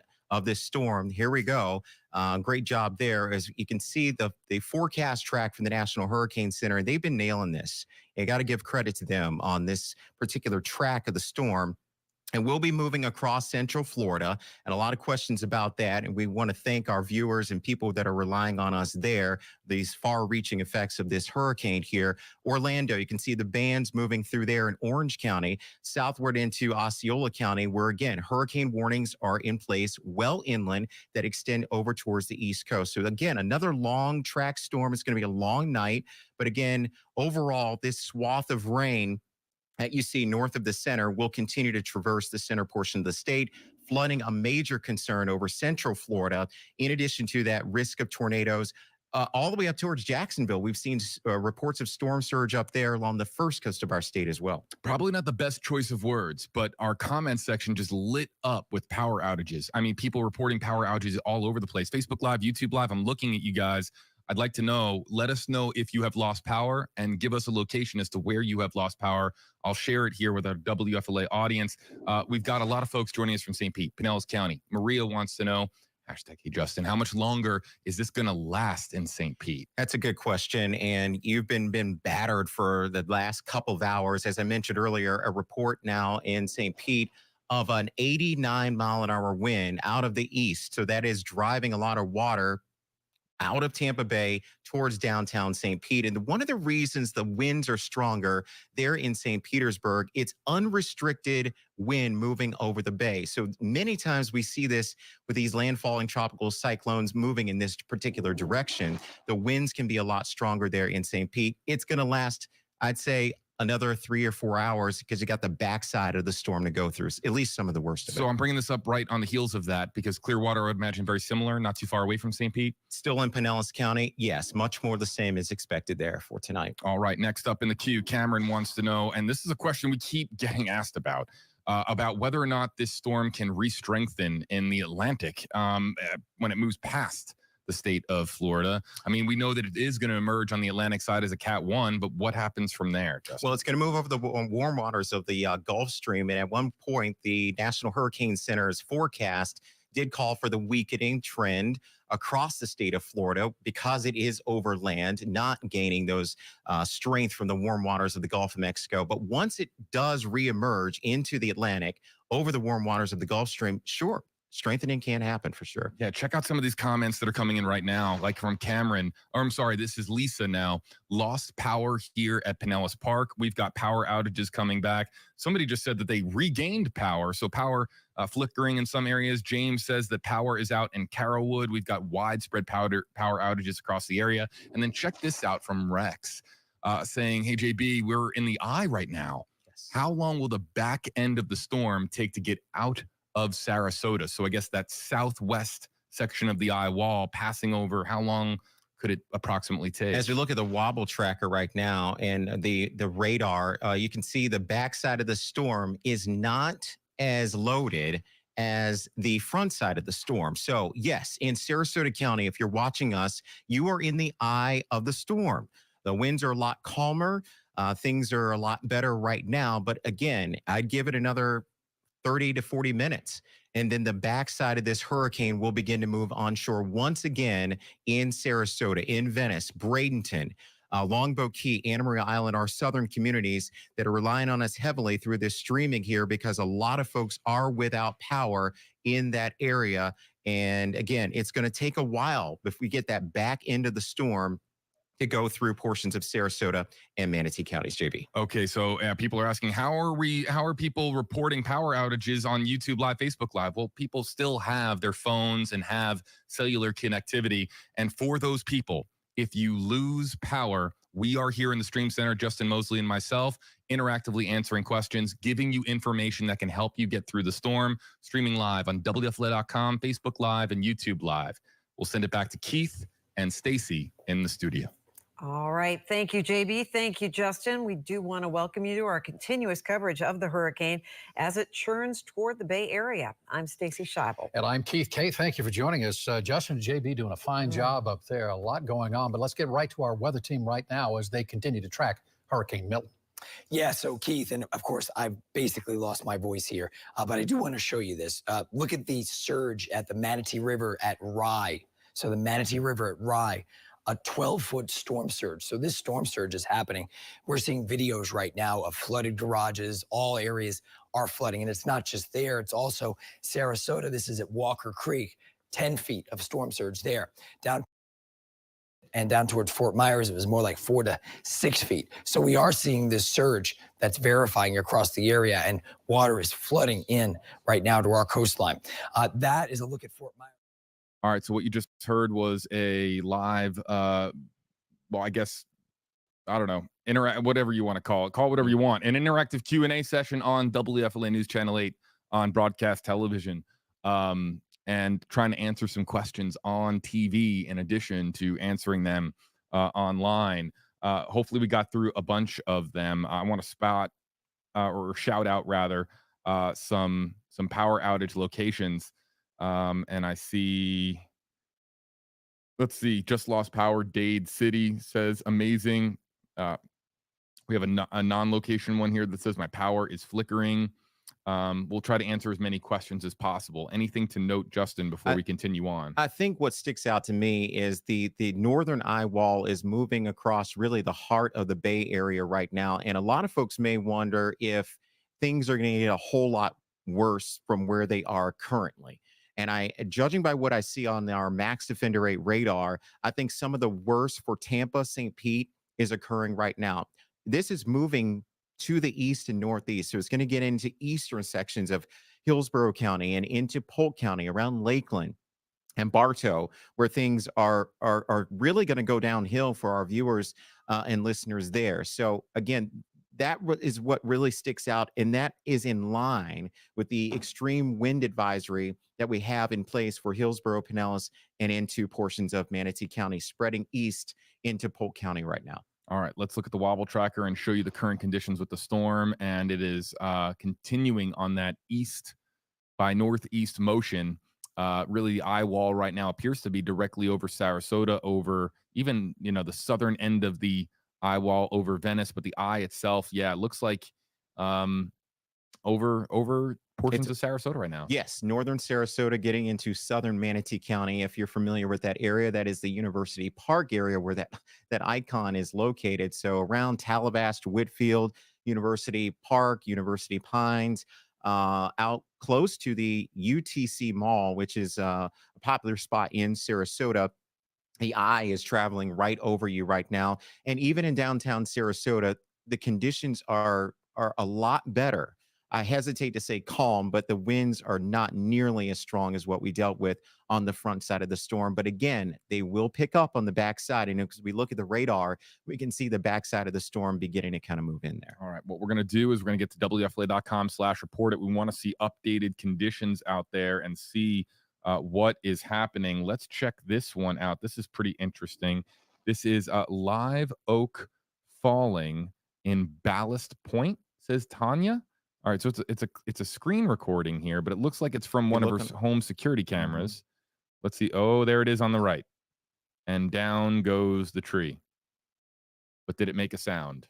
I'm not sure. If anyone I'm just grateful, and the only reason that I can make a comment like that is because I'm just grateful, Tanya, that at least the tree didn't come down onto your, well, into the pool or even onto a car or onto a structure.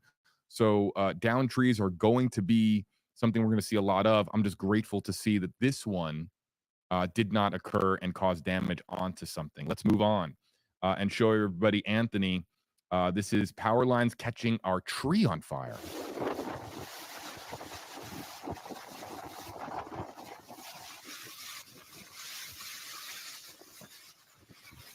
Yeah, Anthony, I'm going to say I just with the sparks there and clearly a small fire on the top end of that tree, I would just say please get to, be safe, get to safety. Let's move on. Amber, St. Petersburg, tree falling in downtown St. Pete on First Avenue. Oh shoot. Okay, we're not. No, I get it in Almost. time. I think so. Okay. She might have said shoot.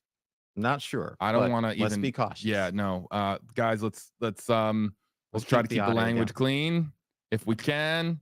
But man, that's an incredible video that you can see that tree toppling over. As we mentioned, the soils are saturated and it doesn't take very much. One of those bursts of strong winds, what we term a wind gust, can really take that out. It doesn't appear to be taking out a power line or falling on a structure or a vehicle, which is good news there. Just kind of is lopped over in someone's lawn. But we're going to see scenes like that throughout the night. Andy in Newport Richie.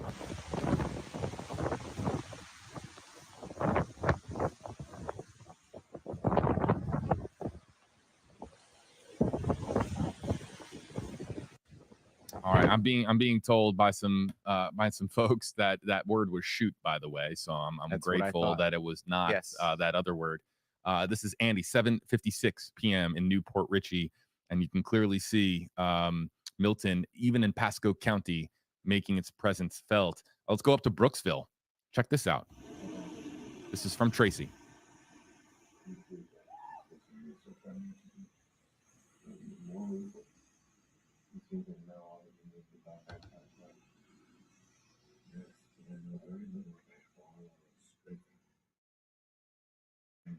All right, just pointing at the, just be careful. You just don't know what debris could be flying, and he's pointing there.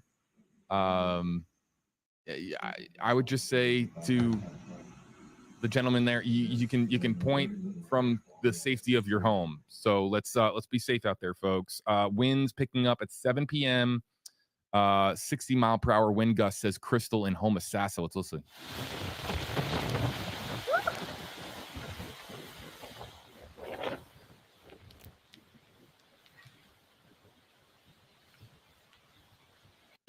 Thank you, Crystal, for sending this in. This is Darien, Plant City, next to I-4, 2 miles from County Line Road for a dead tree coming down and clipping the roof. Wow, look at that. Looks like damage to the top of the roof.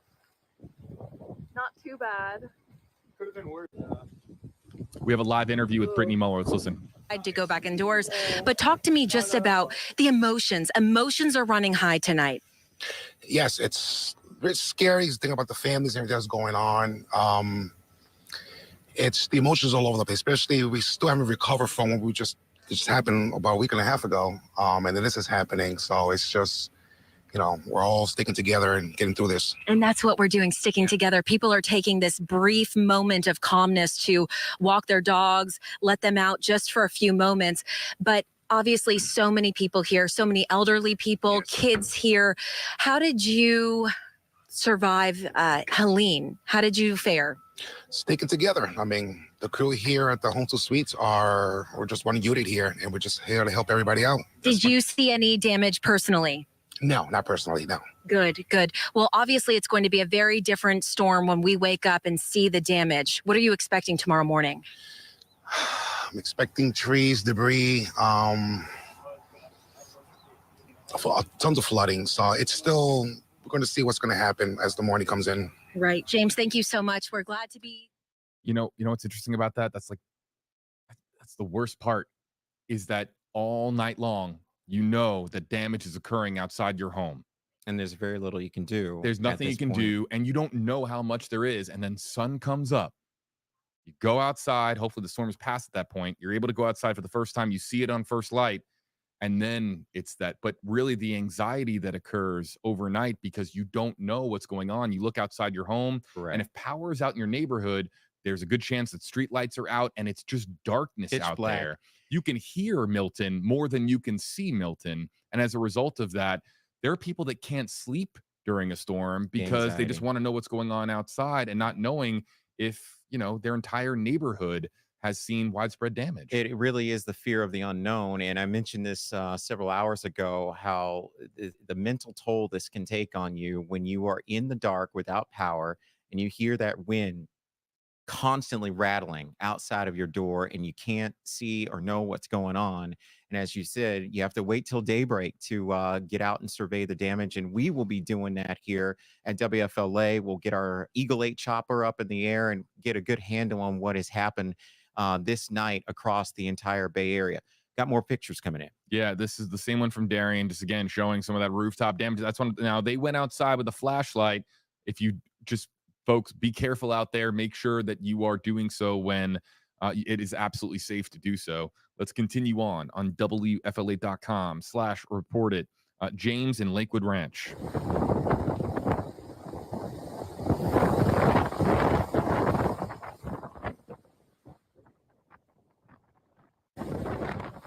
Winds really picking up in Lakewood Ranch. That's a location, Justin, we've been talking about a little bit as being an area that could see widespread power outages, significant straight line winds, and just significant rainfall totals too, depending on where the north side of the eye wall fell. Let's continue on here and go to next. This is Jose, St. Petersburg, 4th Street North, about 8:20 p.m.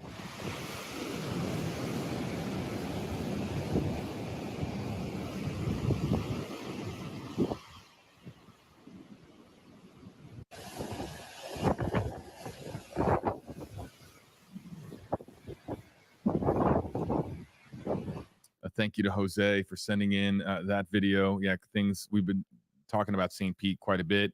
And here, okay, more tornado video. This is from the day. This is back to Royal Palm Beach, Florida's East Coast, and check in the zoomed in video. This is the same tornado, I think. They've been look. You see the person coming outside, also looking and appearing to be in disbelief, taking cell phone video themselves. That is an ominous sight.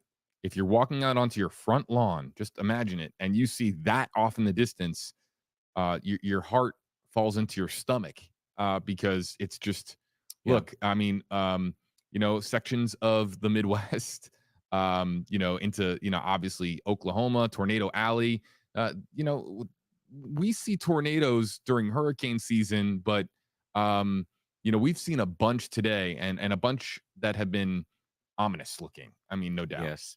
In particular on the East Coast, those outer bands can really cause a lot of issues on the front side of the storm. And we've seen numerous reports of tornado, numerous videos of tornadoes being Jeff captured Patterson, as well. Tampa. Hold on 1 second. So we're seeing that. And again, it's because of that shift of wind and areas that may have done well on the front side of the storm. Now when the back side of the storm hits them, that's when more problems can crop up. But we're going to move inside right now. I know that some people have expressed concern. We're looking out for overhead things to make sure that nothing is about to fall on us. But the wind and the rain and the intensity is really picking up now. So we're going to toss it back to you guys. Yeah, that's good advice. Thank you. Jeff Patterson reporting live out there. And he has to be really careful because, when you have things falling over, that could include power lines. And the last thing you want is to be out in the water and a line is down. It can be fatal. Yeah, Jeff Patterson, we hope he gets to safety. More coming in to report it from Jenna. This one is coming in. It's the same tornado video. So we're going to move on to the next one. And this is from Mary in Channelside, across from the cruise port, coming in a short time ago. Look at those strong winds. Well, listen.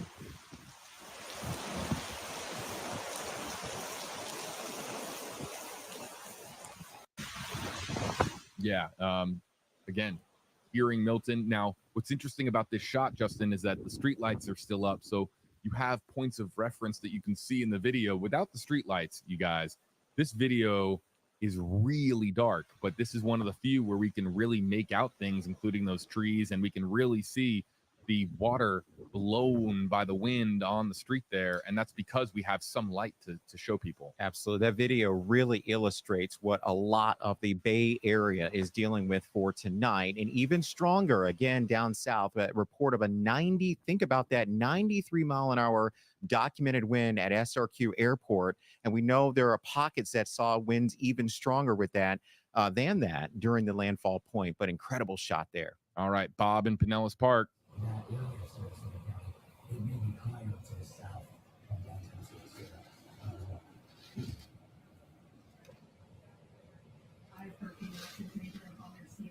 Looks like a transformer fire off there in the distance.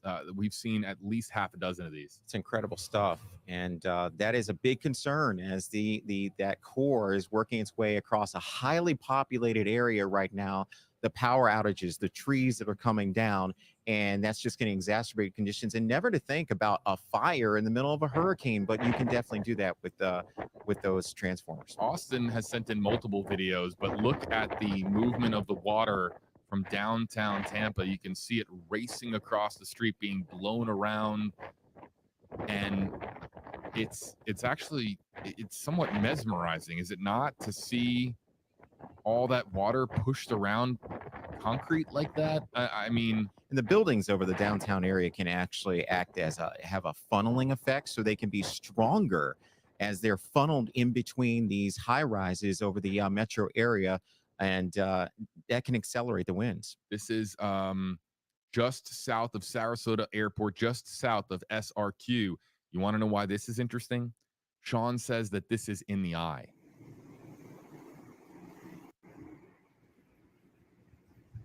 So you were hear talking, that? What you hear is a lack of wind, right? A lack of that constant whining. They're in the eye. It's pretty calm. You can step out for a second and survey things, but again, I stress, in Sarasota County, you have to get back in your shelter because the storm is moving along. Again, at last report, east-northeast at 15 miles per hour. So that's going to put the back of the storm coming in within the next 20 minutes or so, where the winds will pick up once again in the opposite direction.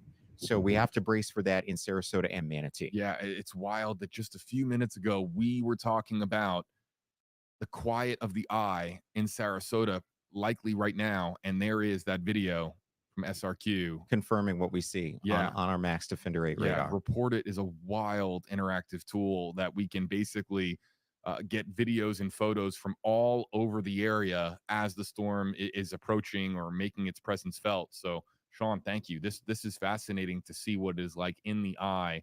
Again, please, if you're going to go outside, you got to try to make sure that you are doing everything you can to be as safe as humanly possible. Let's continue on. Power lines falling, I'm told, is the next video, and from Christian in Newport Richey.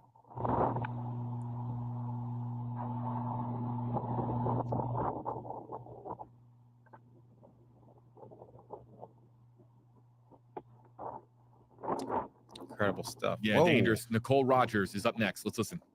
I'm not standing in it because though I have these waders on, we have seen the sky flash blue I can't tell you how many times. But take a look at just how high this water has rose. This was a street that you saw me at earlier, now completely underwater. Now stepping over here, I want you to take a look.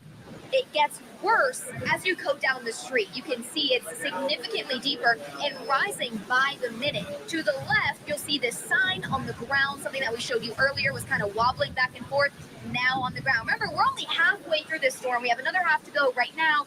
An eerie feeling as we're in the eye, just seeing the wind go crazy, and all of a sudden, it's not too bad, but we're starting to see it pick back up. Garrett, tell me, first of all, what have you seen this hurricane do? So far, I've just seen a lot of wind. It wasn't been too bad with the rain, but it's definitely picked up. I was standing out here not too long ago and just watching the insane gusts come by. Watch the sign right over there, just blow right over. And not even 5 minutes ago, the water was 20 feet farther down. It's rising quick. It's crazy. Nothing like I've ever seen. and we're really seeing the winds pick up. As I'm just looking at you in this interview, over your shoulder, the amount of debris that is flying right now. So now that you have seen, just in the time that you've been standing here with me, the water come up and up and up, right toward the hotel you're staying at, what's going through your head? Well, at least we're on the 14th floor. That's all I gotta say. I mean, water can come in.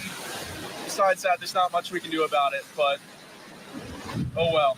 I think a lot of people look at this and they think, wow, like the incredible aspect of weather. It is so crazy to see. It is exhilarating. But the devastation really comes tomorrow. When the sunlight comes out, we're able to really see people's homes that have been destroyed. What do you foresee Sarasota is going to look like tomorrow?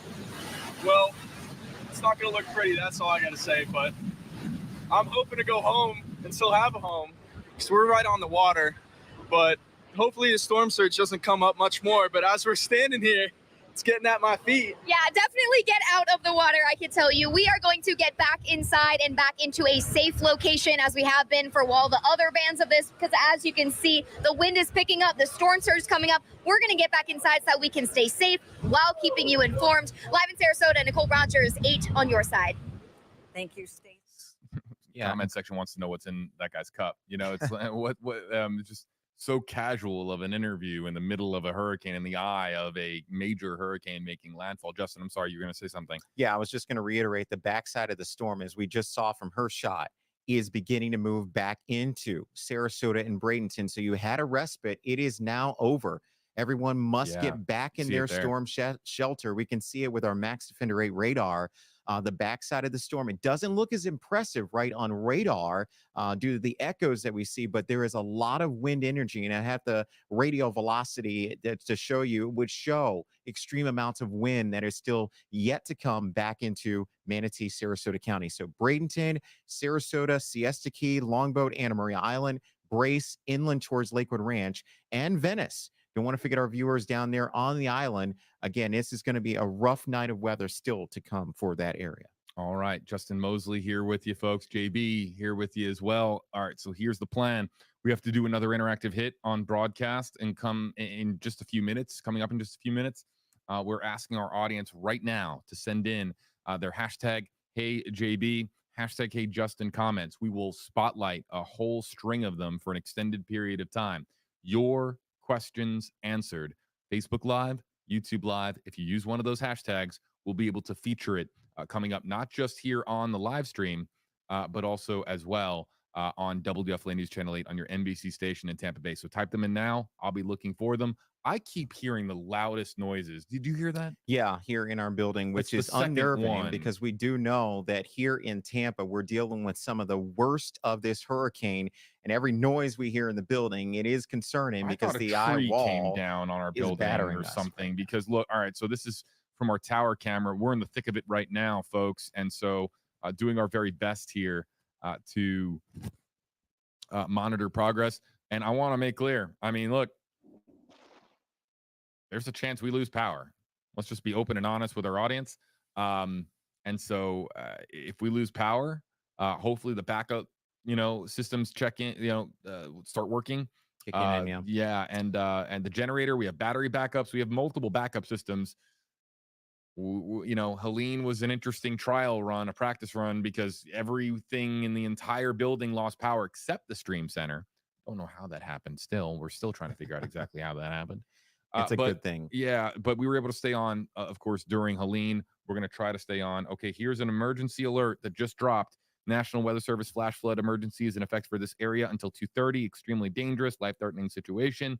Do not attempt to travel unless you are fleeing an area subject to flooding or under an evacuation order. Here's what's going on with that. We're still watching that band, the eye wall. And that's one of the reasons I think that we are hearing some of these noises across the building, that some of the worst of the weather is passing across Tampa. And on the east side of Tampa, we're talking about Thenona-Sassa, Mango, along that I-4 corridor, southward into Brandon. You are in some of the worst of this hurricane for tonight. Even though it's made landfall, we are still tracking that core moving across the heart of the Bay Area and moving in towards Polk County. So again, continue to brace, continue to stay put where you are as the flash flood warning is now in place across our area. In addition to that extreme wind warning, the highest winds from this storm, at least for Hillsborough, and Pinellas, and now pressing into Polk County, occurring right now. So we're going to continue to stream. We're going to continue to broadcast. We saw Nicole Rogers down in Sarasota County earlier where the winds did calm down, almost stopped down there. But now the winds are beginning to pick up once again with the backside of the storm. So in Sarasota County, they're dealing with the backside of the storm. Meanwhile, to the north, they're dealing with the front side of this in Hillsborough and into Polk counties. All right, we got to get ready for the broadcast. Type in your questions now. We'll feature them coming up here on WFLA News Channel 8. And in the meantime here, folks, let's see if we can change things around and get ready for that. Unless we're on now. I think we are live. All right, so we're live now. All right, welcome in. Yeah, I just saw the toss. Keith, Stacy, hope that you're well in the broadcast studio. We got power in the stream center. You got power, we got power. We're on air, we're online. That's good to have, of course. So let's get back to our coverage here on tracking the tropics. We've had a lot of questions come in just the last few minutes. But you know what's really interesting about what we do in the stream center? Interactively, we're talking about our audience watching from across the state, literally across the state and around the map that you're looking at here in the center of your screen.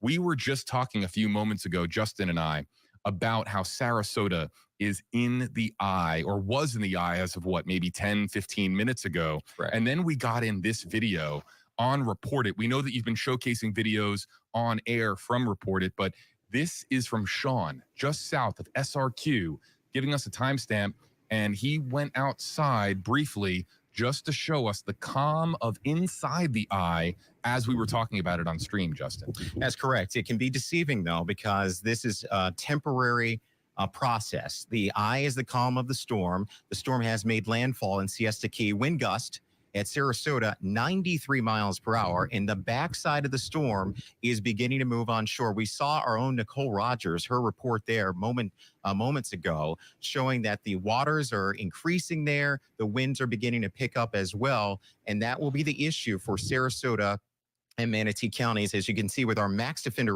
radar, doing an excellent job showing the core as we really kind of document this storm for tonight, moving back on shore of Longboat Key, Anna Maria Island, Siesta Key, and downtown Sarasota. It is a big concern tonight. I want to point out, we're going to start to take your questions here on Facebook Live and YouTube Live with our hashtag system on Tracking the Tropics, interactively answering questions from around the viewing area and beyond. But really important to note, I'm going to say this twice. If you lose power, we are here in the Stream Center doing our best to provide you with information and keep you posted on the developments with Hurricane Milton as it moves inland and into central Florida. Let's get to the questions and comments that are coming in.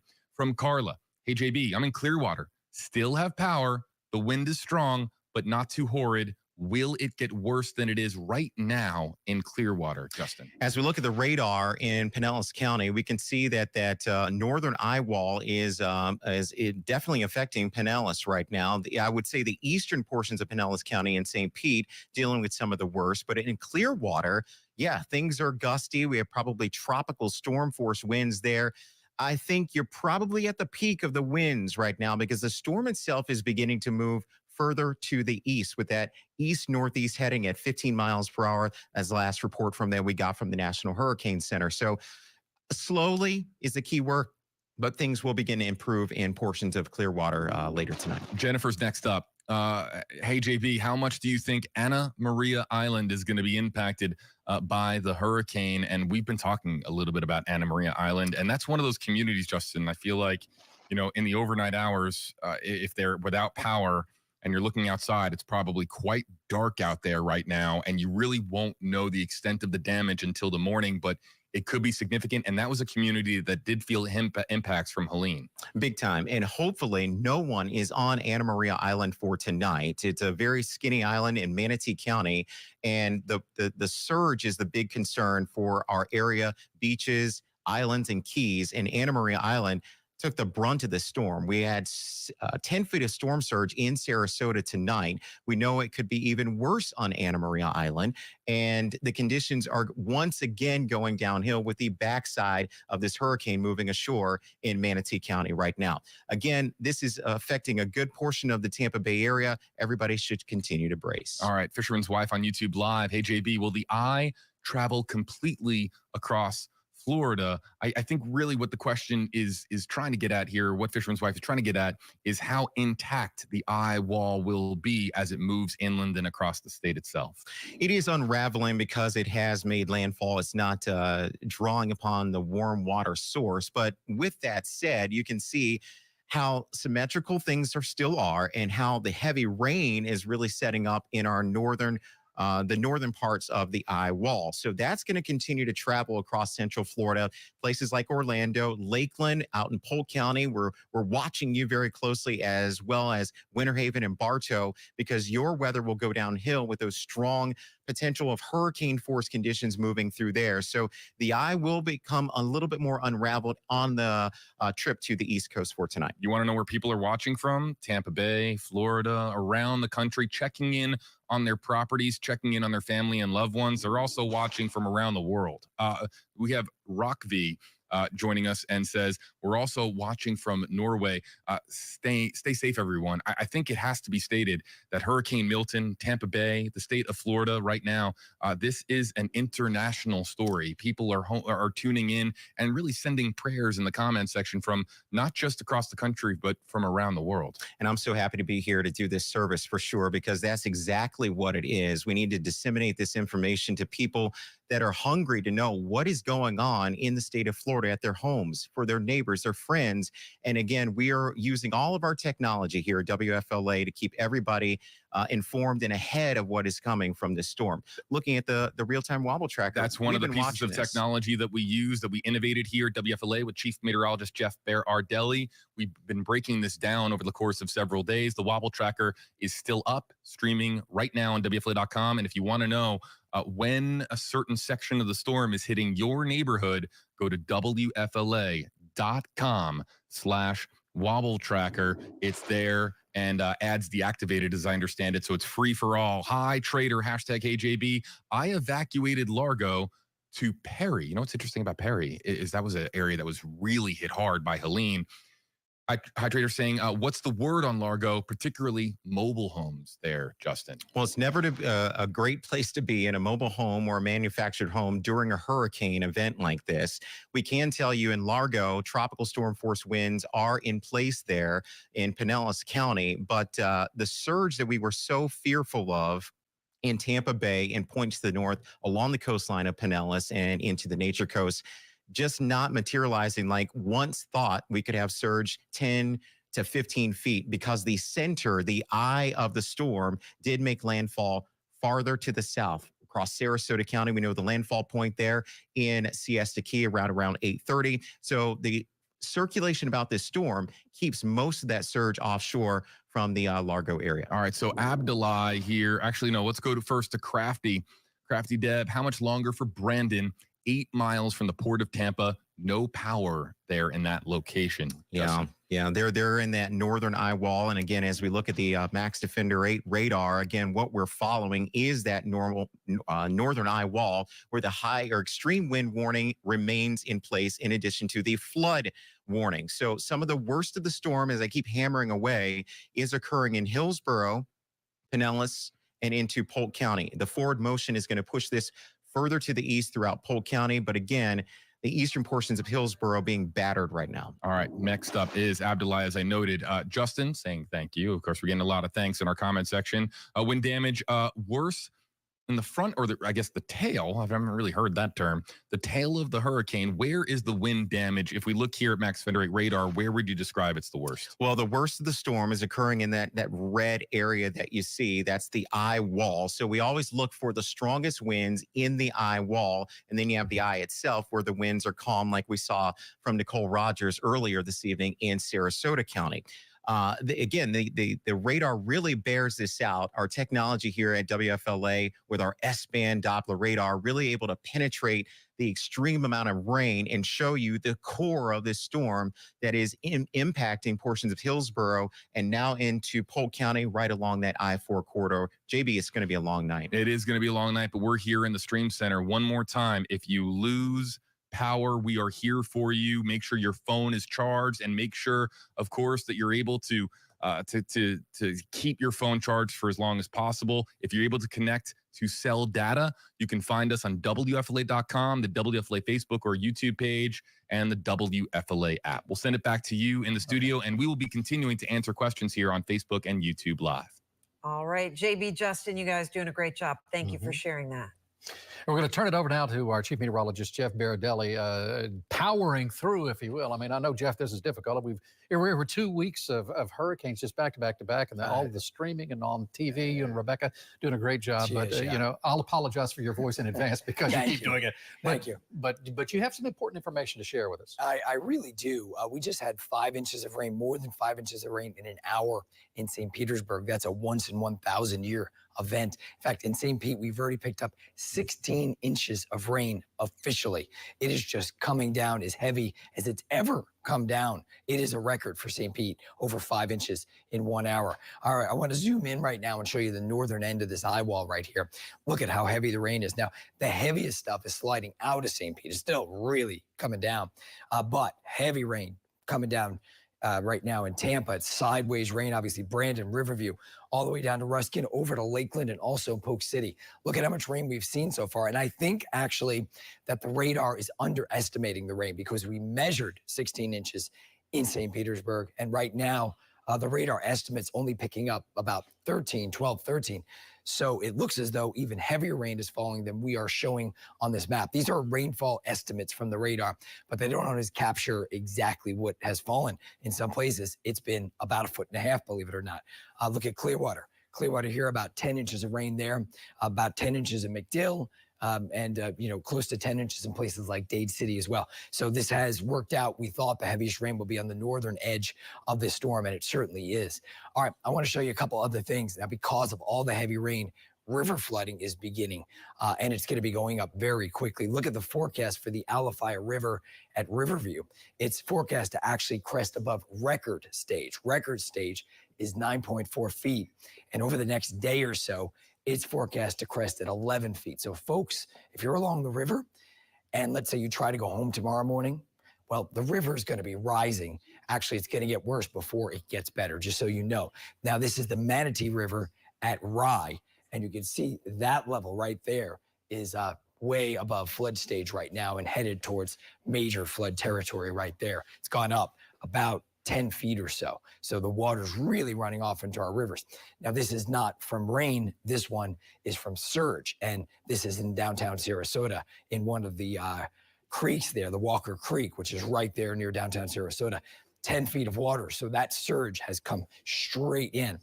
And that surge extends all the way down to Fort Myers and Naples, who've seen between around 4 and 6 feet of surge. But in St. Petersburg and in the Bay right now, tides are actually falling because we have the water being pushed out. All right, so that's check of the weather from me. I'm going to toss it over to Rebecca Barry. And again, thank you, Rebecca, so much for picking up all the slack for me tonight. Oh man, get some rest on that voice, maybe some hot tea or something. You've been talking a lot. As far as the evening goes, we're continuing to get really great photos and videos from you through our WFLA.com/reportit app. And just look at how heavy this wind is and how it's whipping through this backyard. This is from Taylor and St. Petersburg in Central Oak Park. And this was about an hour ago at 8:30 p.m. And so as those rain bands that had on the outer edge of the eye wall there were starting to move through and it's getting some of that severe wind. And so once again, that's from our Reportit app. If you can safely share a video or photo of what it looks like in your neighborhood right now, you can scan the QR code right here on your screen, or you can always go to WFLA.com/reportit. And so what we're looking at for the rest of the evening is a very similar scenario playing out for us here. And that's when we're going to see the continuous rain bands pushing through, making their way across our area. And that makes for the potential for these areas to see not only power outages, but also a lot of wind damage. And so the wind damage with this is going to continue to, unfortunately, blow those transformers, cause those trees to fall over, and also make for the potential for the damaging structures, especially areas like sheds. Unfortunately, my clicker is not working, so I'm not going to be able to advance through this show for you here, but we are looking at the potential for those winds really whipping past, especially over the next couple of hours. We're looking at, and Jeff's going to save us. Oh, no, they switched to the Weather One graphics. Oh, wait, no, go back. Tell them to go back. Okay, if we can come back to my shot with weather too, Jeff will. And so that's the QR code right there on your screen. If you want to send us those photos or videos, we really appreciate all of that information, but we do want to urge you to be safe. And so we've got 115 mile per hour sustained wind. So we got that update. It's down to 115 miles per hour. So that's the good news. It's still moving to the east-northeast at 15 miles per hour. So it's moving very, very fast. It will become a Category 1 hurricane over Polk County and then make its way into the Atlantic as a tropical storm very early tomorrow morning. And so the center line of that path is where we're going to see the swath of damage, especially those most damaging hurricane force winds over the next couple of hours. And we're going to see the power outages line up with that as well. And so the wobble tracker perfectly predicting some of those wobbles there, letting us know what we could expect for landfall. And the surge is all going to be to the south of that line. So Sarasota all the way down to Venice. I was watching the storm surge reports come in on the National Weather Service chat showing some 10-foot storm surges in the Sarasota area and closer to 4 to 5 feet in Venice right now. This is our downtown tower camera. You can't see much, so they zoomed in on some of the light poles there. We still got one light pole that has electricity, but the rest have gone out and they're just whipping there in the wind. And I'm hoping our St. Petersburg camera is holding with us. I was impressed that it was with us as long as it is. And it is. It's looking from downtown St. Pete here, and you can see some transformers blowing or possibly some lightning off in the distance, as well as the winds really, really whipping. At that rain gauge, they've got 9 inches of rain, but a lot of times wind-driven rain doesn't get measured very accurately. This is our in-house forecast model showing the eye moving over southern and eastern Hillsborough County, moving into Polk County. This is by 10 p.m. And so the heaviest of the winds by 10 p.m. through Pinellas and Hillsborough and back down into Manatee County there, because we know that the heaviest winds right now are in the northwestern corner of the eye. As this continues to move towards Polk County, those very heavy rains continue in the areas that have seen the most rain. We're talking Pinellas, Pasco, northern Hillsborough. Meanwhile, the eye is all around Lakeland, so you'll get some really heavy wind gusts on the back half of that eye moving through. Meanwhile, the rain continues to develop over our Pinellas, Hillsborough, Pasco County areas. The eye will move past Orlando and closer to Titusville by 5 a.m. tomorrow morning, and that's when we finally get a break. So you're going to see heavy rain through 4 or 5 a.m. tomorrow morning in Pinellas, Hillsborough, and Pasco. So we're going to see a ton of rainfall flooding as a result. Now, behind this, the weather's going to clear out really quickly tomorrow. We're going to dry out quickly. We'll get breaks in the rain and then breaks in the clouds, a little bit of sunshine, and a very strong northerly breeze. That's going to bring down cooler, drier air. That's going to lower our dew points, lower our temperatures, and actually bring us our first taste of fall. So the silver lining is for those of us without power, it's windows open weather. It's not too hot while we're starting the cleanup during the day. And at night, we're going to be diving down into the 60s, all because of those northerly winds, which do continue into the weekend. As far as what you can expect out there next, it does look like we're seeing the 8-day forecast pop up for you here. And so what we're showing is that we're going to see widespread chances for rain tomorrow morning, but then look at how it drops off and look at these overnight temperatures in the 60s. Now we do ease back into the 70s for Sunday morning and Monday morning, but even by Tuesday and Wednesday, we're back in the 60s. We have some isolated chances for rain by then, but on the back half of the system, we're actually kickstarting our fall forecast, and we're probably not going to see the return of those summertime rains that plagued us for so long. It felt like rainy season stretched on forever this year, and this is the punctuation mark that's ending rainy season. So I'm leaving you guys with a look at that nice cool start that we'll see on Friday morning in the 60s and several mornings where we have windows open weather to recover from this storm. All right, well, we are still getting a lot of video, and Rebecca, Jeff, thank you for your continuing coverage. This is a tree snapped in half in Sarasota. I imagine when daylight comes around, we're going to be seeing a lot of this. The video is from Chris Wobble in Sarasota with winds blowing, and he did catch that tree that snapped down there. And we're getting more videos to our reported tool. News Channel 8's Paula Suro has been going through many of the photos and videos that have been sent in by viewers just like you. So, Paula, we'll let you show us some of those. Yeah, Keith, Stacy, we just saw a little bit that was sent in, but now that the hurricane has made landfall, we are receiving more of those pictures and videos. Now that it's later at night, we also are getting darker videos, but it's also because a lot of people have lost power. And I know we have reporter stations all over, but let's take you to different areas in our community through these videos that we're getting in. So let's start in Seminole. Ian Westlock sent us this video. Just look at the waves there. They are whipping in. You can see how all those waves are hitting against the pier right there. And we are getting reports that there are more than 2,000 people without power. That's in Seminole Heights. That's all according to TECO, however. Next up, we have video at the Maximo Marina. This is in St. Pete. You can see the strong winds and the rain impacting the power lines. You see the flicker of light right there in the middle. It also looks like the flooded streets there. You can see the storm surge is really impacting the area there. Well, Duke Energy is reporting 228,000 people without power in Pinellas. Our next up, we had the Bradenton Riverwalk. This is Manatee County. Carlisle Jean sent us the video.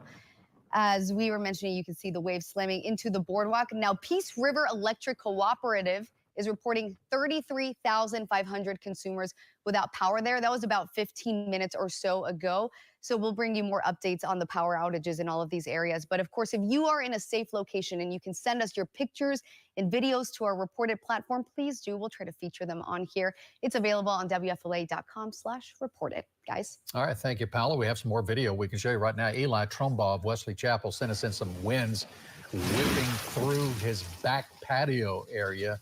You know, they have all these screen enclosures all over the Tampa Bay area, and sometimes when the heavy rains come, they blow away. This one's standing up to it, but as you can see, the rain's coming in every direction. And this is another video from Wesley Chapel, courtesy of Raj Reddy. You can see the wind and the rain whipping around there. Really not safe driving conditions. Hopefully nobody is venturing out in this. They don't want you to because of the standing water, the debris that is speckled all around our area, not to mention just the danger with the storms out there still. And I don't know if we have any more video. There's just one more shot. We can see the palm trees just blowing in the wind. Again, this is in Wesley Chapel, but we want to get back out to Jeff Patterson because the last time we checked with him, it was gusting and blowing the rain so hard. He had to seek cover. So Jeff, I don't know if you're still out there or not, but he's in Davis Islands, or at least he was. Yep, he has found cover in his car. in the storm chaser car. Hi, Jeff. Good evening, Keith and Stacey. Yes, we actually had to move off of Davis Islands because the water was coming up on Davis Boulevard, and it was not because of the storm surge, and I'm going to show you why in just a second, but the water was rising just because of the rain that has been intensely coming down. So we are now in the Max Defender 8 vehicle. I want to show you a shot outside. Take a look at this, you guys. It's kind of in black and white. What you're looking at there is Old Hillsborough Bay underneath the Davis Islands Bridge, and what you're seeing is the mud. That's where the water normally is. As a matter of fact, we're not too far away from where they normally dock the Jose Gasparilla. We are looking at the fact that the storm surge has gone negative in our area, and the wind has pushed the water out of Old Hillsborough Bay, in fact, out of Tampa Bay, and so we're now seeing just mud. You could, I wouldn't, but you could basically walk from here on Bayshore Boulevard across the Tampa General Hospital. I will tell you that the rain and the wind has been so intense where we are sitting right now that it's been moving around this large vehicle, and we are sitting right now underneath the cover of the bridge going over to Davis Islands, but the wind is so intense, we're getting shaken side to side. Take a look at these images, you guys. It's just incredible. And as we look down Bayshore Boulevard, there is some minor street flooding on Bayshore Boulevard. Thankfully, not the kind of intense storm surge and flooding that we saw during Helene. You might have noticed there a second ago, just an arc, one of those blue arcs that kind of flashes across the sky. And from my experience, I can tell you that typically happens when transformers in the area start to arc, and that's when people start to lose power. Take a look there. You can see the lights are still on. The street lights are still on Bayshore Boulevard. I'm looking up at some of the homes in the area, and I can still see the power on in the area. I have a friend who lives not too far from where I'm located. I just texted him to see if the power is still on in his house, and he said, I have no idea. I'm in Georgia. How are you? Thankfully, a lot of people have evacuated this area, but look at the intensity of the wind there and the rain just coming down. So we're going to keep monitoring this, but for me, it's stunning to see Old Hillsborough Bay and the water just completely out of here. Back to you guys. Well, and the wind that's coming along with it, Jeff, just pushing it off of Bayshore Boulevard. The rain is just so intense, and you're talking about that vehicle there. That means several thousand-pound structure. We're looking at your video one more time as the rain just washes across the street and out of the bay. That's actually a this is live look from Bayshore? our tower cam of Bayshore. So you can kind of see the wind and the rain and the conditions there right now. Nothing you want to venture out in. As you said, Jeff is in a specially made vehicle for storm chasing. So he's safely inside now after we saw him battling the rain and the wind out in about a knee-deep water there in Davis Islands. Ty Russell is still along the Hillsborough River, though. We want to go check in with him one more time and see how things are faring on that front. Ty. And let me tell you, Keith, the sheriff of Hillsborough County just sent out a message on X telling everybody it is not safe to be outside. There's no reason to be outside right now. So he is urging everybody to stay indoors. I will step out of the way just to give you a better picture of where I am. This is, of course, you're looking at downtown Tampa. We've been here for several hours now. Thank goodness there is still power in this area, but the wind is picking up. There's a strong gust moving through right now. This is causing that rain to move sideways. That's why, thankfully, we are underneath the shelter here, and we are blocked as well by a large apartment building that's keeping some of that rain from hitting us and our equipment to continue giving you these live pictures. I was able to walk closer to the river within the last 30 minutes, and I sent our news team a video just showing that the river, it is moving quickly, but it's moving, of course, away from this area. And we want to continue to see that. That's what we were expecting because, of course, during Helene, we saw the water move into neighborhoods, into homes and businesses. But the wind has definitely been picking up in this area. If we look closer to that garage, that just paints a clearer picture of what we are dealing with in downtown Tampa. And let me tell you, these wind gusts, they are really strong, so strong that it's hard to stand up out there, which is why we are underneath the shelter in this patio. We've been seeing the trees move back and forth. We've been seeing the rain sometimes because of the wind hit some of the signs around here, and we can hear that pounding on the signs. Thankfully, again, we haven't been seeing many people out on some of the roads. I know you can't see in this vantage point because, again, we're staying out of a dangerous area, but I can see with my own eyes that there are no cars on the roads around here. We haven't seen a single car within the last hour or so. Possibly first responders are still out there, but we haven't seen any vehicles. And so it seems like everyone is heeding the warning from officials. They are staying inside. They are waiting. Again, we are expecting this wind, this hard pounding rain to continue over the next several hours. I know a lot of people are concerned about the flooding since it has been raining for so much over the last several hours. Fortunately, we are not seeing much ponding where we are, but I'm sure as soon as daylight hits tomorrow, we'll be able to see more of those hard hit areas. I have been monitoring updates from officials from Tampa and officials throughout the county and Hillsborough. So far, like I said in my last live report, there were only those power lines down in East Ybor or just right outside of East Ybor.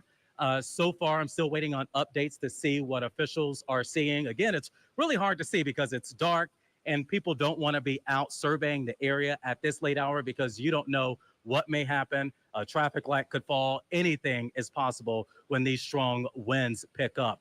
But we will stay out here and we will continue to monitor conditions. And of course, for the viewers out there, for those who are watching and listening, we will continue to also stay safe because we are in evacuation zone A. But for now, we are live in downtown Tampa. Ty Russell, 8 on your side.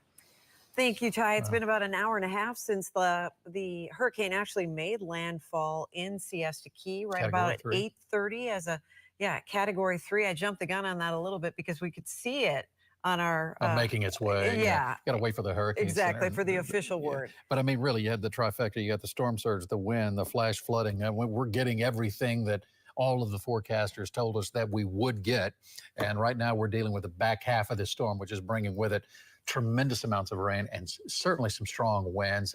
And tomorrow will be the day when we really tell. The day after was when you really know what happened. When the right now sun you can only comes up. guess Yeah. about it.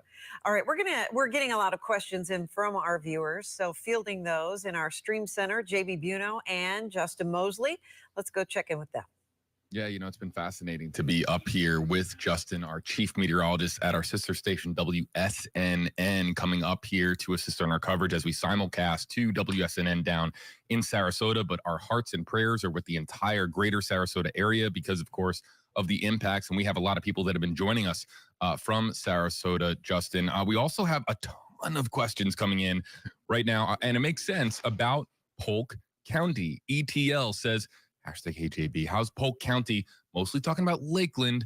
When will it hit? How strong will it be when it hits? Just a million questions here from ETL. And then also David Griffith here as well. Actually, you know what? That's Ocala. We'll come to that next. Let's start with Polk County first, can we? Yeah, we can see that the core is beginning to work its way in. And again, we're using the radar to really illustrate the strongest portion of the storm, which is moving right. It's almost paralleling just south of the I-4 corridor, which is Lakeland out in Polk County. Where you see the red on the radar, that's the strongest portion of the storm, the highest rainfall rates there. And flooding has been a big concern. And we're already starting to see that a good portion of the Tampa Bay area, some from Tampa northward. But again, inland areas, we are concerned about hurricane force winds in Lakeland. Bear in mind, you remain under a hurricane warning.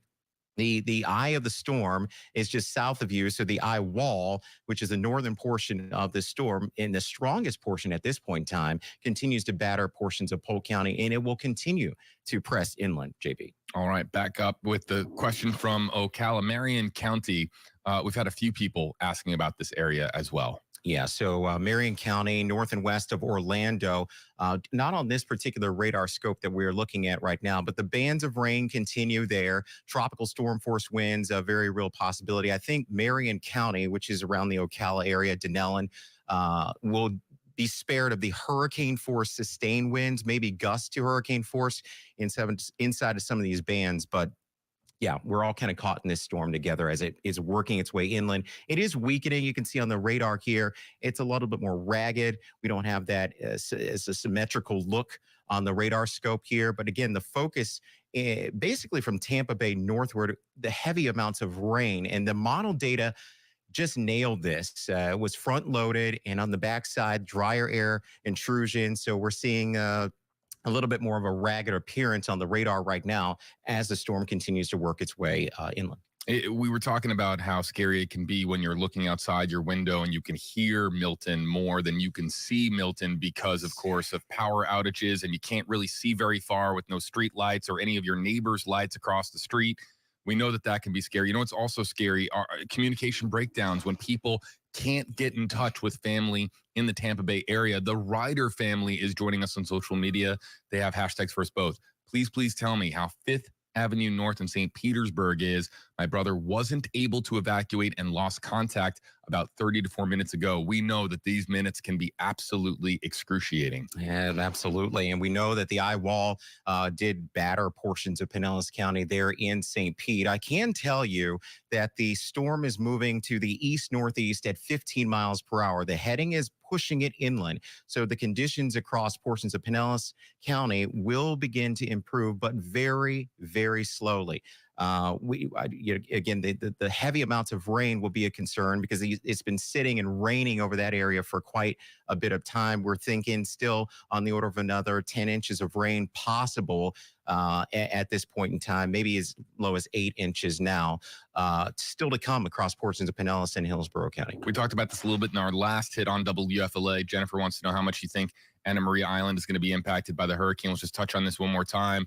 That's an area that's probably going to be seeing significant damage. Major impacts once again. We saw it with Helene. Again, the storm surge, as I mentioned, it's right around at the landfall point and points to the south, and Anna Maria Island right around that eye wall. So not a good situation there on Anna Maria Island. So look, it's interesting because we get some comments in here about how people are curious about what's going on in Tampa, wanting to come back to the Tampa Bay area, people that have evacuated or left, and Model says, when should I plan to return to South Tampa? Look, let's hit the brakes for a second. Yeah, you can't make it to South Tampa anytime soon. Yeah, we're still in the midst of this hurricane. It is weakening, but we are still dealing with hurricane force conditions all across the Tampa Bay area, and now it is spreading inland into Polk County. So we cannot let our guard down, and now is not the time to kind of think about returning. We've got to get through this night. We've got to get through this storm, and we have the backside of this hurricane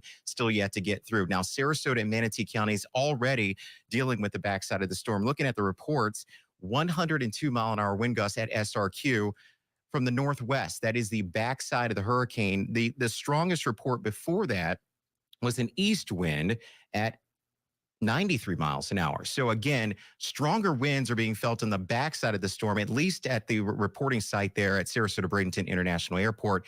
So a lot of folks did venture out to survey the damage. They're also curious during the eye of the storm, but hopefully everybody is back sheltering in place because we've got a ways to go on the backside of this hurricane. So tons of questions all of a sudden about Northport. Let's do it. Whitney wants to know. Can we talk more about Northport? What more do we have to expect there? And then also too, right on the heels of that one from Whitney, Jennifer asking just what about Northport? Northport, southern portions and inland portions of Sarasota County. The eye is very ragged, as we can see on the radar, and the wind direction is shifting in Northport as well. So your winds are going to increase once again on the backside of the storm as it's traveling off to the east out in Hardy and DeSoto counties, eventually into Polk. But again, the rainfall rates, you can see it's fairly sparse.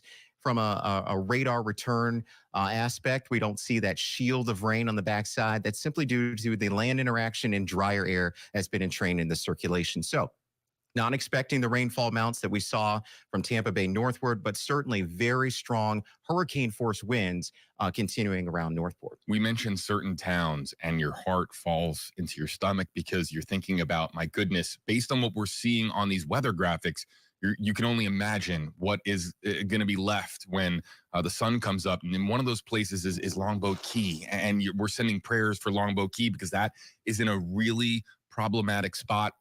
One located, of course, Barrier Island location, running out of fingernails to chew on, says Linda. Any update on the south end of Longboat Key? I mean, it's going to be hard to say, right? Yeah, I mean, Longboat Key, got battered with previous storms. We saw a lot of damage from Debbie, Helene, and here we go with Milton now. And the south end of Longboat Key, that's pretty close to St. Armand Circle, Longboat Pass right there, if you're familiar with it. Again, very high storm surge. We had a report in Sarasota, 10 feet of storm surge. With Helene, it was 7 feet. That was a record amount of surge moving into Sarasota County. And it's been many years, since the 40s, since we've seen a landfall in Sarasota County of this magnitude. So this is a historic night that we continue to document and hopefully keep all of our listeners and viewers ahead of what is to come, especially for inland communities for tonight. We'll answer this last one really quickly, Justin, because only a few more seconds left. Sarah says, hashtags for us both. We talk about how Florida is often, it feels like it's separated into 5 separate states because of how big it is. Well, this is a question from a different section of the state. What should we be expecting overnight in the northeast area? St. Aug, Jacksonville, they're monitoring the storm up there. Absolutely. It's a very large and far-reaching storm with a wind field that continues to expand as the storm is now onshore. It's beginning to unravel and the wind field continues to expand. So storm surge is an issue up along the first coast of the state, Jacksonville, down to St. Augustine, in addition to the risk of tornadoes coming in off of the Atlantic Ocean. Feels that frictional component. We have strong winds aloft, weaker winds at the surface. That gets a lot of rolling motion going on. So very active in Jacksonville, St. Augustine area. They should brace as well. Hurricane warnings in place for the northeastern portion of the state. Yeah, expected to maintain Cat 1 strength across the state or still have Cat 1 strength Despite at the end. The center working its way well south of Jacksonville. It should exit our state around Brevard County Space Coast. For Justin Mosley, I'm JB Buno. We'll continue to answer questions on WFLA.com, the WFLA Facebook page, the WFLA YouTube page. If you lose power, we are here. Make sure your phones are charged. Join us on our website and our social media platforms, and we will keep you posted. Like 1.3 million people in Florida, or at least customers in Florida, are without power.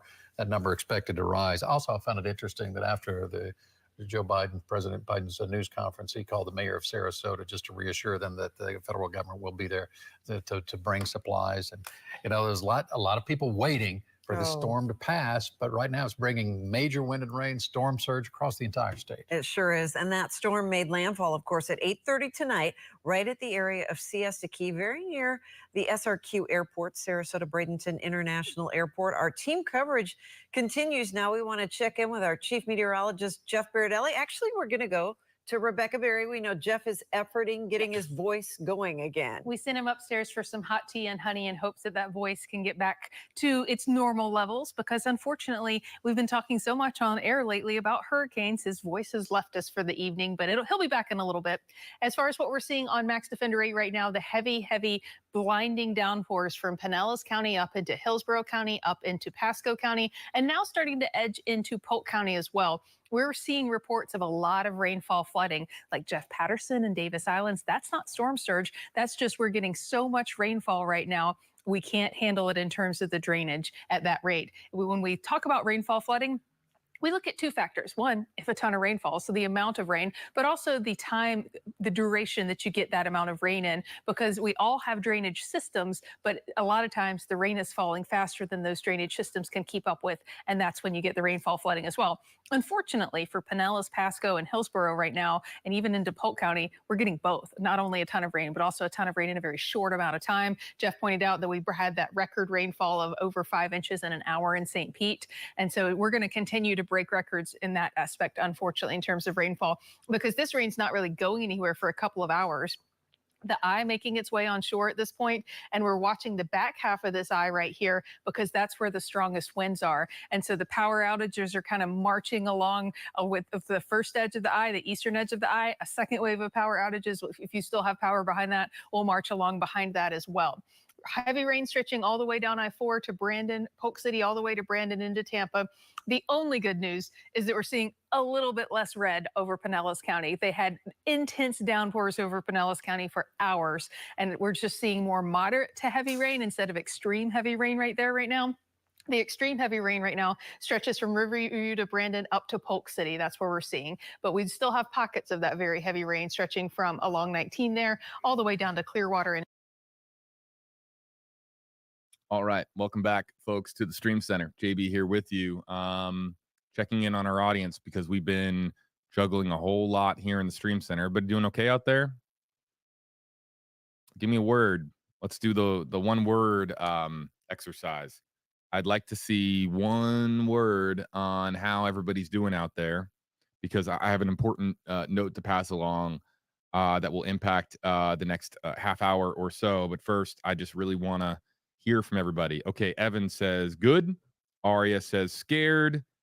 Let's see here. Reading the comments. I can't read that one, Brian. That's but I'm happy for you.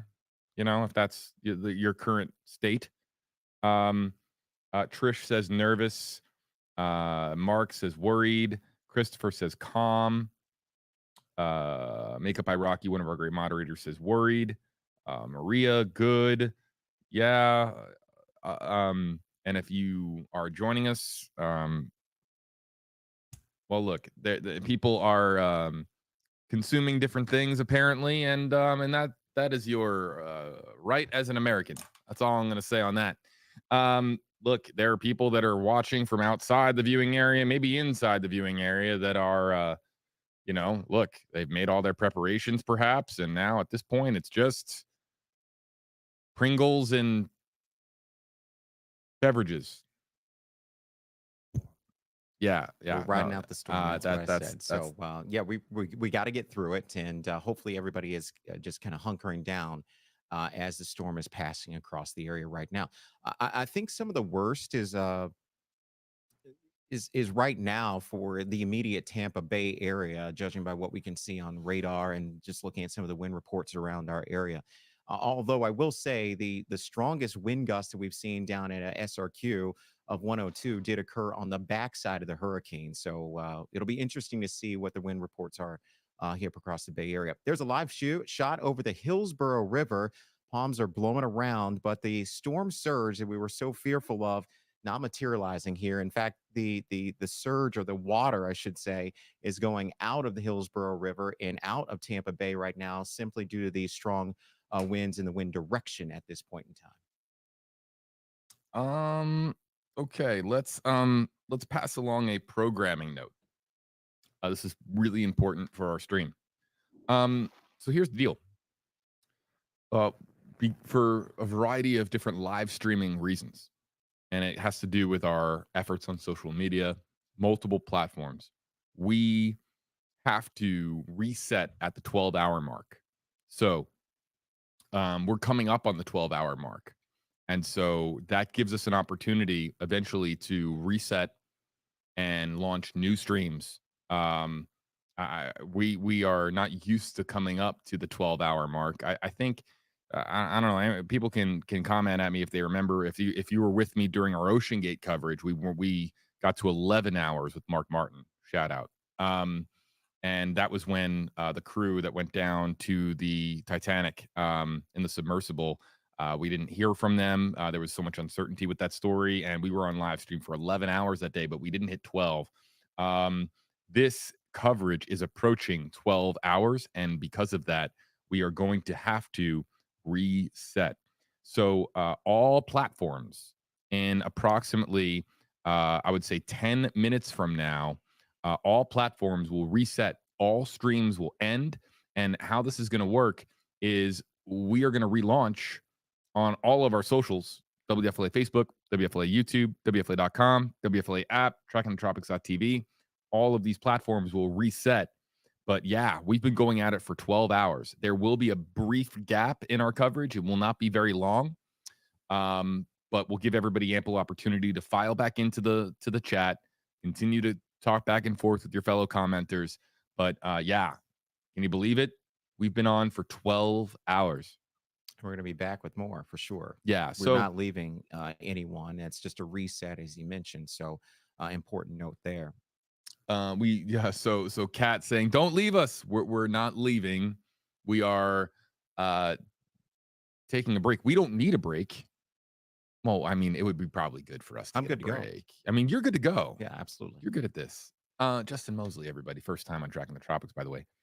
Great to be here. Yeah, it's an opportunity for all of us because this is going to continue into the overnight hours. We know that we're in the thick of this right now. We understand that there's a lot of people out there that are saying, wait, I just tuned in. This is just hitting my neighborhood, and now you're stopping. It's only because we have been doing this. Our approach coverage was approximately 9 hours, and now landfall coverage has been the last 2 hours, and we are coming up on the 12th hour of our stream, and we have to shut down and restart. So how long do you think that will take for I'm to gonna let people know, JB? I'm going to guess approximately 10 to 15 minutes, maybe a little bit more, maybe a little bit less. Is that okay by everybody? Chat, you okay with that? Yes, I want to get this man over here, this hardworking journalist here on the right, this hardworking meteorologist, some food. I'm a robot, so I don't eat food, apparently. I just, actually, you know what I've been snacking on? You want to know how weird I am? Real quick, just maybe we make some people smile out there, because this is a very, difficult time. I'm a weirdo, man. This is one of my snacks. I like sesame breadsticks. Hey, you do what you got to do to get through, right? Yeah, is He's that been weird? offering these to me all evening long. Yeah. Well, growing up in New York, they would always serve these at the diner, and I would snack on them as a kid. And does anybody else out there like these? Every time I go to the grocery store, hopefully I make people laugh for a second. No one buys these. There's never one missing from the shelf.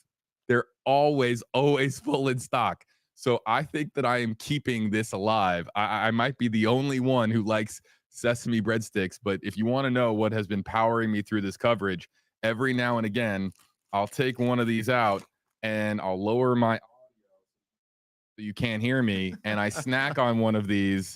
So, yeah, people are saying that I'm weird in the comment section. I am. Hopefully that brings people a smile in a very difficult time. But that's how we've been able to do this for an extended period of time. What do you got? I know you got an energy drink. That's about it. Yeah, I know what you're drinking. So working off of adrenaline. Anything else in that energy drink you want to tell people? JB. Justin Mosley, everybody. So let's just wrap up the live stream here with an update.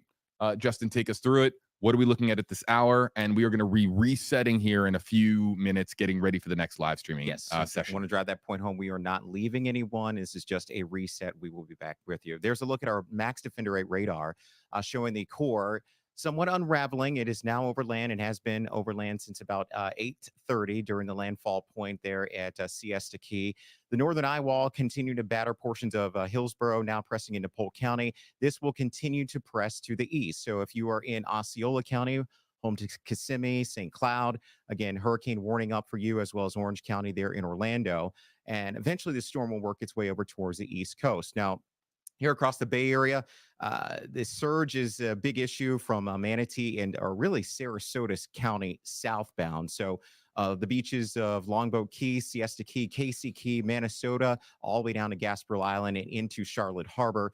We're still looking at the elevated water levels. Again, a report of 10 feet at one point in time. We've seen a wind gust of 102 miles per hour at SRQ on the backside of the storm, and that's what we'll have to contend with across the immediate Bay Area, Tampa into St. Petersburg, Pinellas, Hillsborough counties. And as I mentioned, the front side of the storm is very much well loaded. A lot of heavy rain. That's going to be the issue of the Nature Coast. So into Pasco, Hernando, and in Citrus County, you can see the rotation being counterclockwise, those bands continuing. It's been raining like that for hours on end, and would not be surprised to see more additional flood alerts come out for that portion of the viewing area, in addition to wind issues further inland near Lakeland, JB. I want to pass along a note for Justin. He was working so hard, and that's phenomenal information. Lakeland, of course, right now likely to experience and has been experiencing a lot of what the worst of what Milton has to offer.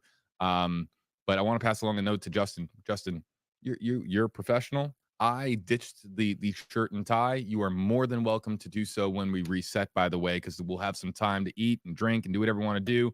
But just letting you know that that if you want to get comfortable, because we might be into the overnight hours, and just letting you know, man. Yeah, ready to go. All right, I love. Got to be here for our viewers and listeners out there. Love That's the energy. Exactly what we'll do. All right, so here's the deal. Final two questions on this stream. Just ending here on this note. Sarah wanted to know how our families are doing, our loved ones. Why don't you take it away, Justin, first? Everyone okay? Yes, I certainly appreciate that question. That's very considerate because we're all caught in this together. And we feel it too here at the station. The winds are screaming here at WFLA on the Hillsborough River. I just took a moment to take a look outside because we've been here in the digital center doing this for quite a bit of time. And I was just amazed at how the palm trees are blowing, the winds are screaming over the river. So we feel this as well. And yes, my loved ones are safe and secure. In addition to my home down in Sarasota before I came up here to Tampa. But it's going to be interesting to get back and see what those 102-mile-an-hour wind gusts did to the area, in addition to that storm surge that we're still so concerned about along the coastline. But thank you again for that. Yeah, and my family's doing okay. I did get them out of the area, so yeah, very, very grateful. I've been talking to my wife. Everything good. Cash says, is JB getting delirious? Not even 10:30. Buckle up. Yeah, look. So when you're on live stream for this long, certain words are going to come out and not make sense. Bear with me, folks. I'm going to do my very best. Start to show breadsticks on TV. So people, on our streaming platform, our commenters think that I am crazy. I do not dip these in anything. So they said, "Oh, you must have peanut butter." No, I just eat these out of the box. So I think I have there's not a whole lot of nutritional value to these, folks. Hate to break it to you. So look, bottom line is thank you everybody for being with us. The WFLA family is doing well right now. We have power. That is the big thing. We have power right now to be able to get out important information. And not about breadsticks, believe me, we have a lot of great important information that you're going to need to know coming up in the next live streaming session. Impacts on the coast, impacts as the storm moves inland, impacts for Florida's East Coast as well. Power outage information, more videos and photos coming in from WFLA.com/reportit. We are getting ready for a big reset and relaunching our coverage across all platforms for what might be the next 12-hour window. Now, Justin, I'm not going to ask you to be on a 12-hour live stream, but we are staying on as people in our coverage area are feeling the impacts of the storm. So yeah, we're relaunching, and this next stream window could be coming up, and including sunrise. If we stream for the next 12 hours starting at around 10:45 and 11 o'clock, guess what? That will likely include a good swath of the morning hours if we do stream for that long. I don't know what our stream plan is, but let me please once again emphasize, we are relaunching across all platforms, and this live stream on Facebook Live, YouTube Live, all platforms is going to be ending, and we're going to be relaunching here momentarily. Final thoughts, Justin, before we say farewell to this streaming session. All right. Yeah, we're still watching the center of the storm, as mentioned earlier, progressing inland, and it doesn't look as impressive on radar, but don't be fooled, because we are still dealing with a hurricane. At last report, winds were 115 miles per hour. We're getting hourly updates from the National Hurricane Center. That will come up here at 11. That will be the big next update. We'll get a new track forecast for our listeners and viewers on the East Coast that are concerned about exactly where the storm will be tracking. And we'll just kind of nowcast, as we call it, and watch the radar trends and see what is happening on the backside of the storm as it continues to really impact a good portion of the Tampa Bay area and northward into the Nature Coast. 91-mile-an-hour wind gusts. Just told that we got that information from Jeff Baradella here. That is, whereas so the storm is not over by any means. And again, 91-mile-an-hour wind gusts. Think about that. We see these higher gusts because of the position of that observation at Whitted Field there in St. Pete, right on the bay. So it's as I've been mentioning, the friction is a lot less there coming off of the water. So yeah, strong winds keeping up across the Bay Area tonight. For our YouTube audience, that's where our audience is the largest, everybody. Come back to the WFLA YouTube page in a short time. You will see the new live stream. We will not be down for too long. We'll have an opportunity for us to reset and get ready for the overnight hours. Our landfall coverage continues here on Tracking the Tropics. Don't go anywhere. We will be right back.